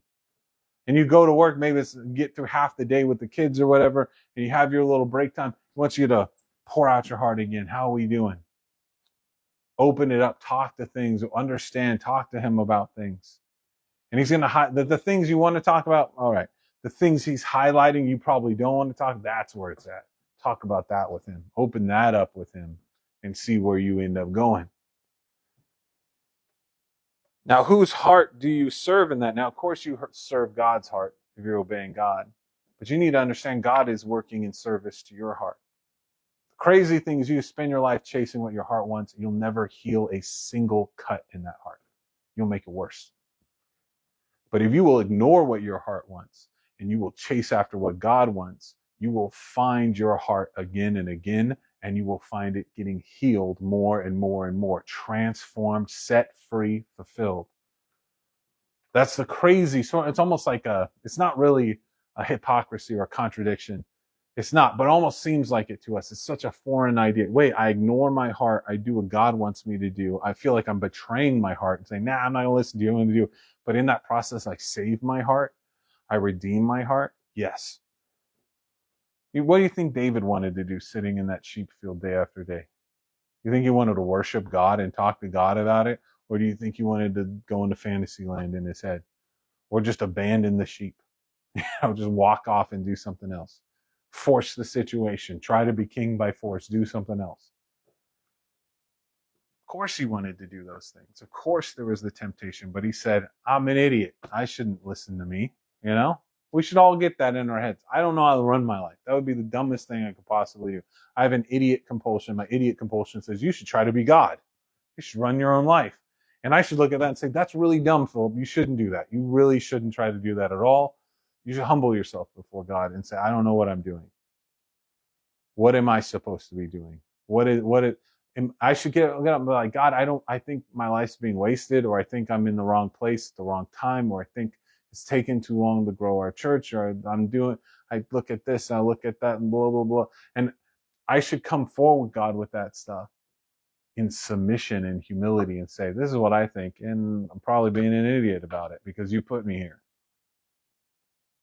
And God might come in and say, well, not exactly. You missed a turn. You know, and here we go. We're going to fix it now. But a lot of times they'll be like, yeah, I did put you here, and you're judging it completely wrong. If anything's going to send you to hell, it's going to be your judgments. It's going to be your pride. It's going to be your self-pity. It's going to be these judgments where you think you understand your own heart. You think you understand other people's hearts. You think you can judge God's heart. You think you're the master judge of things. And God is saying, don't do it. Stop trying to judge things. You don't have the breadth of vision to do it. I do. I'm the only one who sees everything. I'm the only one who should be judging anything. I'm not showing you the fruit so that you could try to get a marriage badge and put the pieces together like Perry Mason. I'm showing you these pieces as an invitation to talk with me, to sit down with me, to explore your heart together. This is your heart is like a fancy watch and you flip it over and it says, don't open this by yourself or you will void the warranty. That is the message on your heart, is God like, don't open this without me or you're going to void the promise I've put on this thing to take care of it and bring it into completion. And we spend so much time doing heart surgery by ourselves with the devil in our ear, but God a mile away. Whose heart should you trust? God's heart. Whose heart will you end up serving in that? Your own. If you will trust the Lord, if you'll obey him, he will heal your heart and he'll give you the desires of your heart. He'll set you free. The old confessions used to say that the chief end of man is to glorify God and enjoy him forever. I always thought that was a little lackluster to me. That sounds small. Sounds like you have a pretty small life. And you're just like, yeah, I give God the glory and I'm just enjoying God, But I realized if you really took it apart, it's deeper than that. I rephrased it this way. I want you to think about this. Ponder it. This might be the chief end of being a man. Here's my version. To receive all the gifts God is giving you with authentic gratitude. And then to honor God in all that you do with them. Wherever you are in life, whatever season of life you're in, I guarantee you God's trying to get you in touch with reality. And it's not so he can rub your face in the wet part of the carpet. It's not so. It is going to humble you, certainly.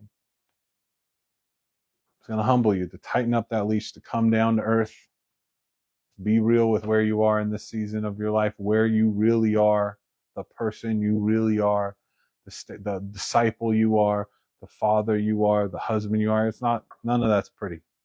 Believe me, the fantasy's better, but it's not real.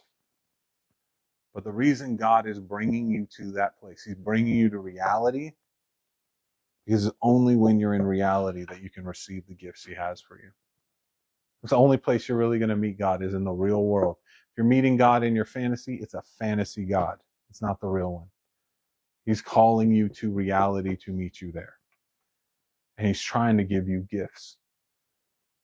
And if you got serious about receiving God's gifts with true gratitude and honoring him with how you use the gifts, that's sonship. That's what being a son is to receive the gifts your Father gives you with fullness of gratitude and with fullness of honor to your Father, that you can honor him in how you walk out those gifts. It would change everything. Because who you are is a gift. Can you imagine if you really received that gift? If you really went before God and you really recognized that when he made you as you are, your personality, your identity, he was giving you a gift. I haven't really received it. You can tell by how God answered my question. What do you like about my life? You. There's part of my brain that says that does not compute, right? Because I haven't received the gift.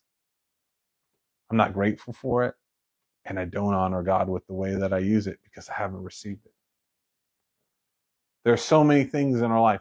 People God has given us. A wife, and maybe you spend all your time complaining about her in your head. You have not received the gift with gratitude, and you're not using it the way God wants you to. You're not honoring God. You don't even think about God when you're looking at this person. He created her. He gave her to you. He created this whole situation, and it's like you have a private relationship. It's not a three-stranded cord. You never put him in there. When he's the one you should be looking at in everything you do, they're saying, God, thank you for all the gifts I have. Thank you that I'm not a lonely man, a hermit living in a cave. You could have called me that. But you gave me this.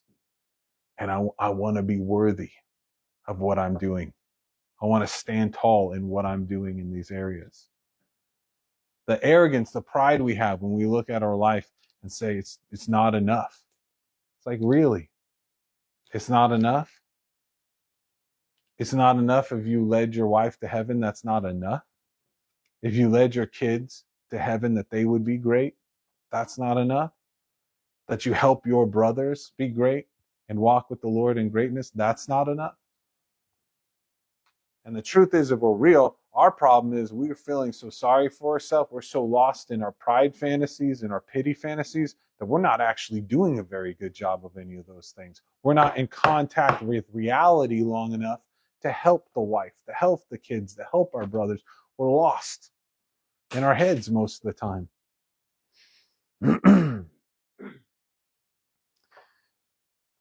So perhaps the chief end, as an overview that God's calling us to, is to get serious about receiving the gifts he has for us, to show real gratitude and honor him with what we do with them. And maybe the big tragic flaw in men is our pride and our despair and our pity and our judgment and our condemnation of things. Maybe our tragic flaw is man judging man. Whether it's you judging somebody else or whether it's you judging yourself or you judging God's heart, it's all this sitting around saying, I think I can figure it out without talking to God first. I think I can go and tell God what it is. I'm going to pray and I'm going to do all the talking. I'm not going to be like, I'm not going to shut up and listen.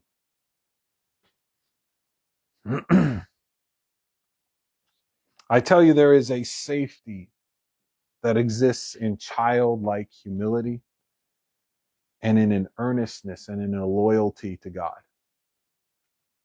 And we're trying to multiply knowledge. I'm going to be so wise in the Lord. I'm going to know all these lessons. I'm going to figure out all these things. And in achievements, I've done all this stuff.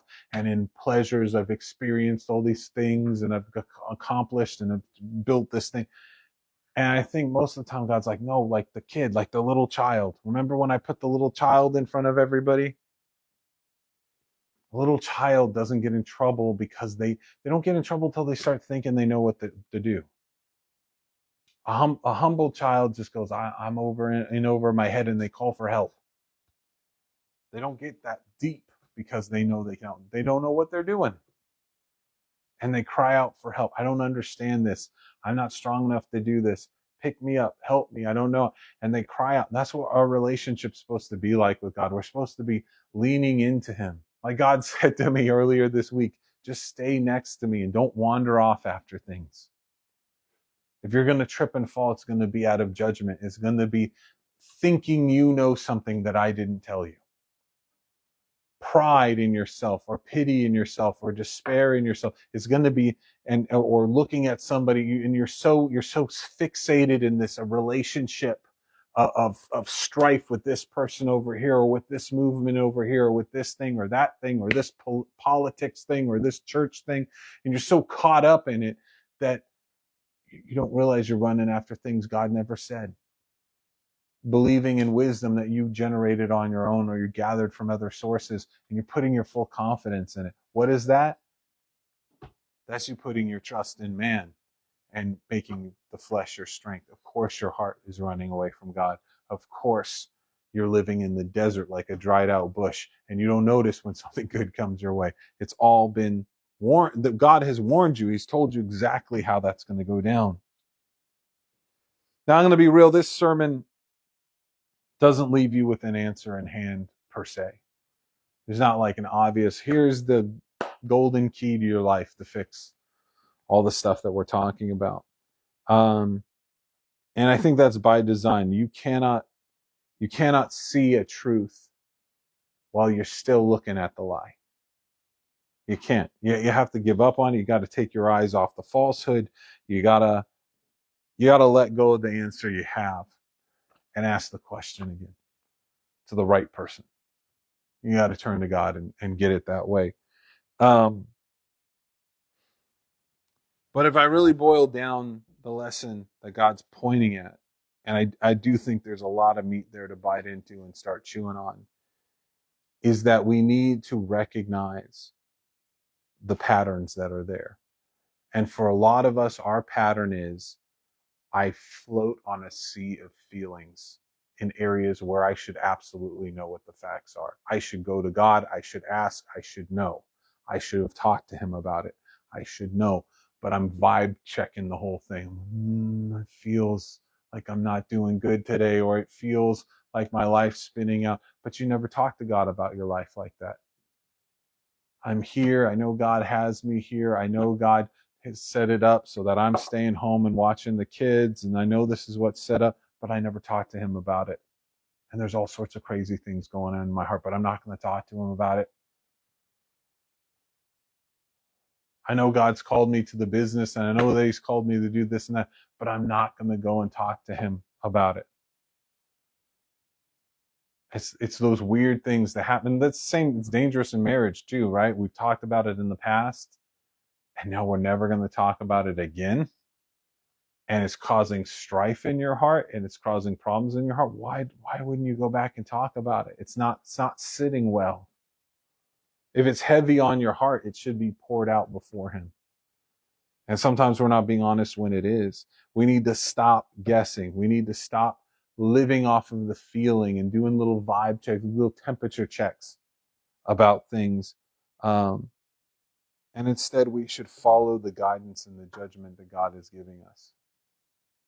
It makes sense that we would not depart from that. It makes sense that we would be saying, I'm not going to stand on the thin ice of my vibe, my feeling, my conjecture on anything. I'm just not going to do that. Not in judgment of my fellow man, not in judgment of my own heart, not on a judgment about what God's doing. I'm not going to assume how God feels about me or how I'm running my family or any of that. I'm not going to judge those things. That's what those assumptions are. They are baseless judgments. God is illuminating things, and you're acting like that's revelation, that he's highlighting fruit, when he wants you to carry it to him and talk to him about it and pour out your heart and connect. And you're like, no, I'm going to judge it from here. I'll leave God out, just look at the fruit and judge it myself. You're missing it, man. It's not supposed to be that way. You can make that change if you want to. If you say yes to him, it's absolutely possible. Okay, so I wanted to close with this. Sort of an exercise, I guess you could say. But I want you to think of someone you love. A person maybe you love the most on this earth, that you care about the most. Could be a kid, could be your wife, it depends on where you are today, I guess. Shift a little bit from day to day. But I want you to think of that person that you love very dearly. And I want you to imagine, what if all they did in their entire life was love God by receiving every gift he wanted to give them? They were just about it. They were just out there looking for what God wanted to give them. And then they were serious about receiving those gifts in gratitude and walking them out in honor of God. Saying, thank you for this, and I'm going to use it in a way that's pleasing in your sight. I want you to imagine that that's all that they did. Their whole life. They never ran giant ministries. They didn't have a recognizable calling outside of that. And I want you to imagine that the only visible fruit to you, and God sees everything, but the only visible fruit to you of their life in Christ was they made a meaningful impact on one other person. Maybe it was their spouse, maybe it was their kid, maybe it was a brother or a friend. And not that they were the end all be all in that person's spiritual life, but they were a major pillar, a major asset that helped that person make it,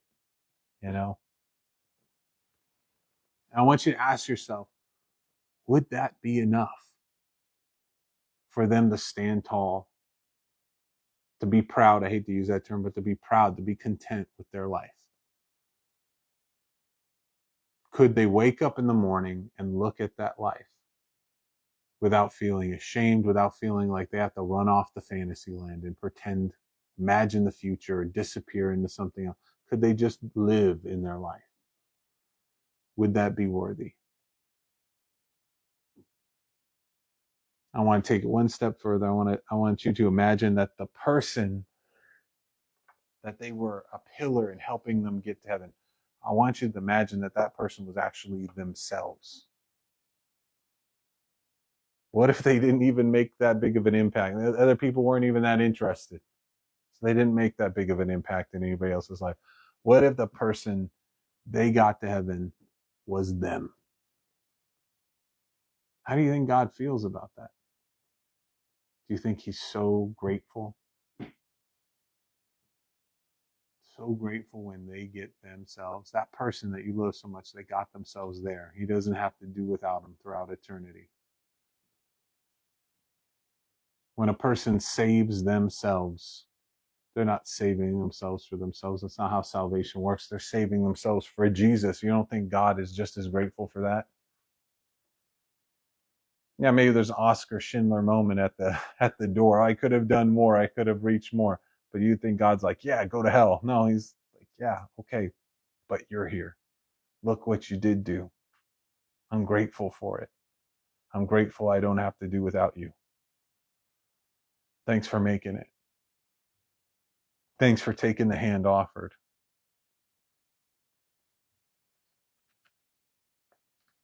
I want you to think of that person, and then I want to flip the script in your mind and say, what if that person was you?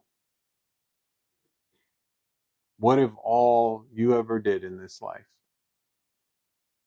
was that you loved God by receiving the gifts he's trying to give you right now with gratitude, and you honored him in how you used them to the best of your abilities?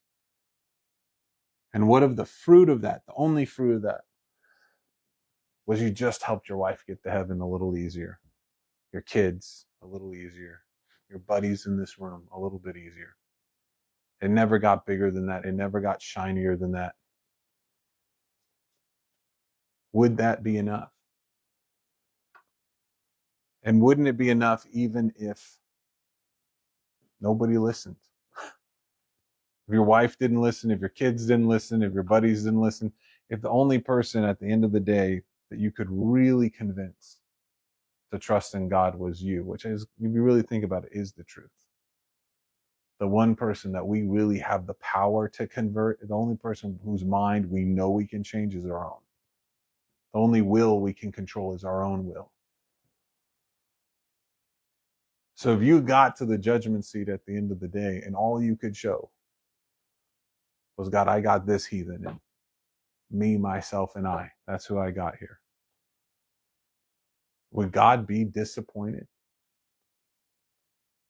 Or would he be happy that he got one of his kids back?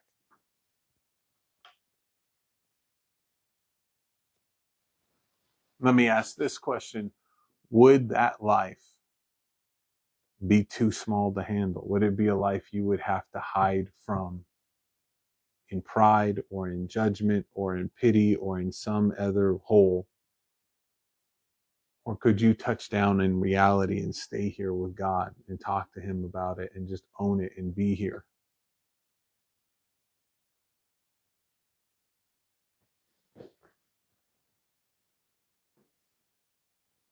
I don't know. Everybody's answer might be different. But the point is, your answer doesn't matter. What would God say? What is God saying? Why don't you ask him right now how he would feel? I'm not saying, I know you got words and prophecies, and I don't know if we're interpreting exactly how they're going to be fulfilled correctly. Probably not. Set that aside for a second. Say, hypothetically, God, if that was the life you gave me and that you called me to, that humility, that hiddenness, I'm touching one life, maybe it's only my own, for you, how would you feel about it? Because if you ask God that question, it's going to pull the tongue right out of the devil's mouth.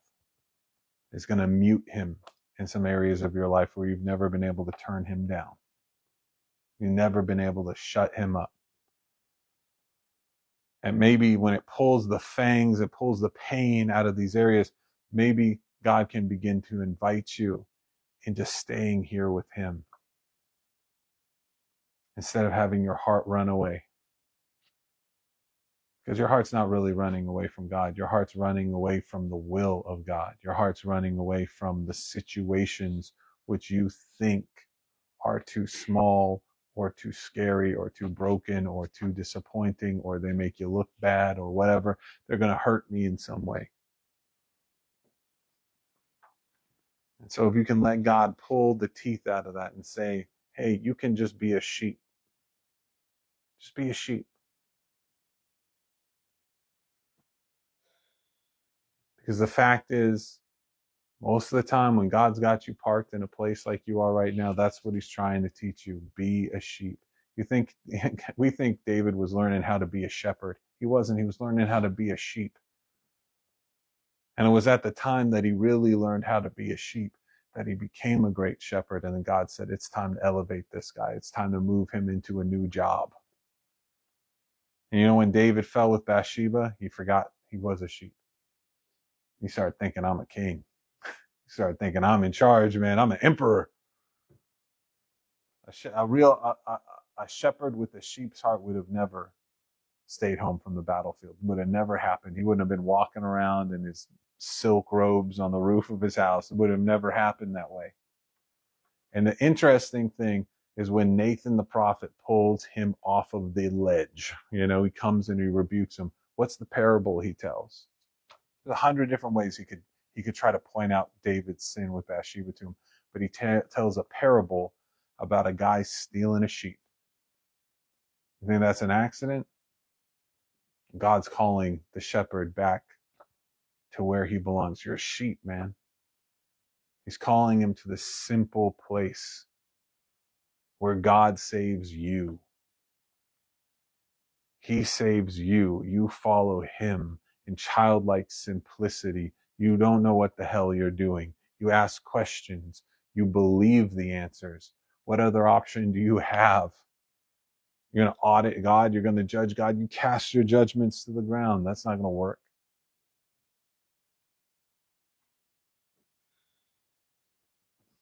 God is calling us to that simple place. I actually want to read a scripture, but I think I can remember this one off the top of my head, maybe. So let me see. This is the one that David wrote, which I think really points it out. The Lord is my shepherd, and I shall not be in want. He maketh me to lay down in green pastures. He leads me beside still waters. He restores my soul. He leads me in the paths of righteousness for his name's sake. And yea, though I walk through the valley of the shadow of death, I will fear no evil thing, for you are with me. Your rod and your staff, they comfort me. Yes, you set a table of feasting before me in the presence of my enemies. You anoint my head with oil, my cup runs over. And surely your goodness and your mercy shall chase me down all the days of my life. And then I shall go and dwell in the house of the Lord forever. What a touchstone. That's the heart that God shaped in David in a place like this, in a situation like this, in the humility of a situation of life, like the one you're in right now. Because he showed up with his heart and connected with God every day and dealt with the humbling of God every day. He began to love being a sheep, and he began to realize God might call me to be a warrior or a king or a prophet or an evangelist or a shepherd or 100 other things. But it will all be built upon being his sheep. Is where it all comes from. And I can't depart from that without it falling down. So we're going to close this up. I think we're going to stop the video in a minute. But we're going to do some worship. So I encourage everybody to do that.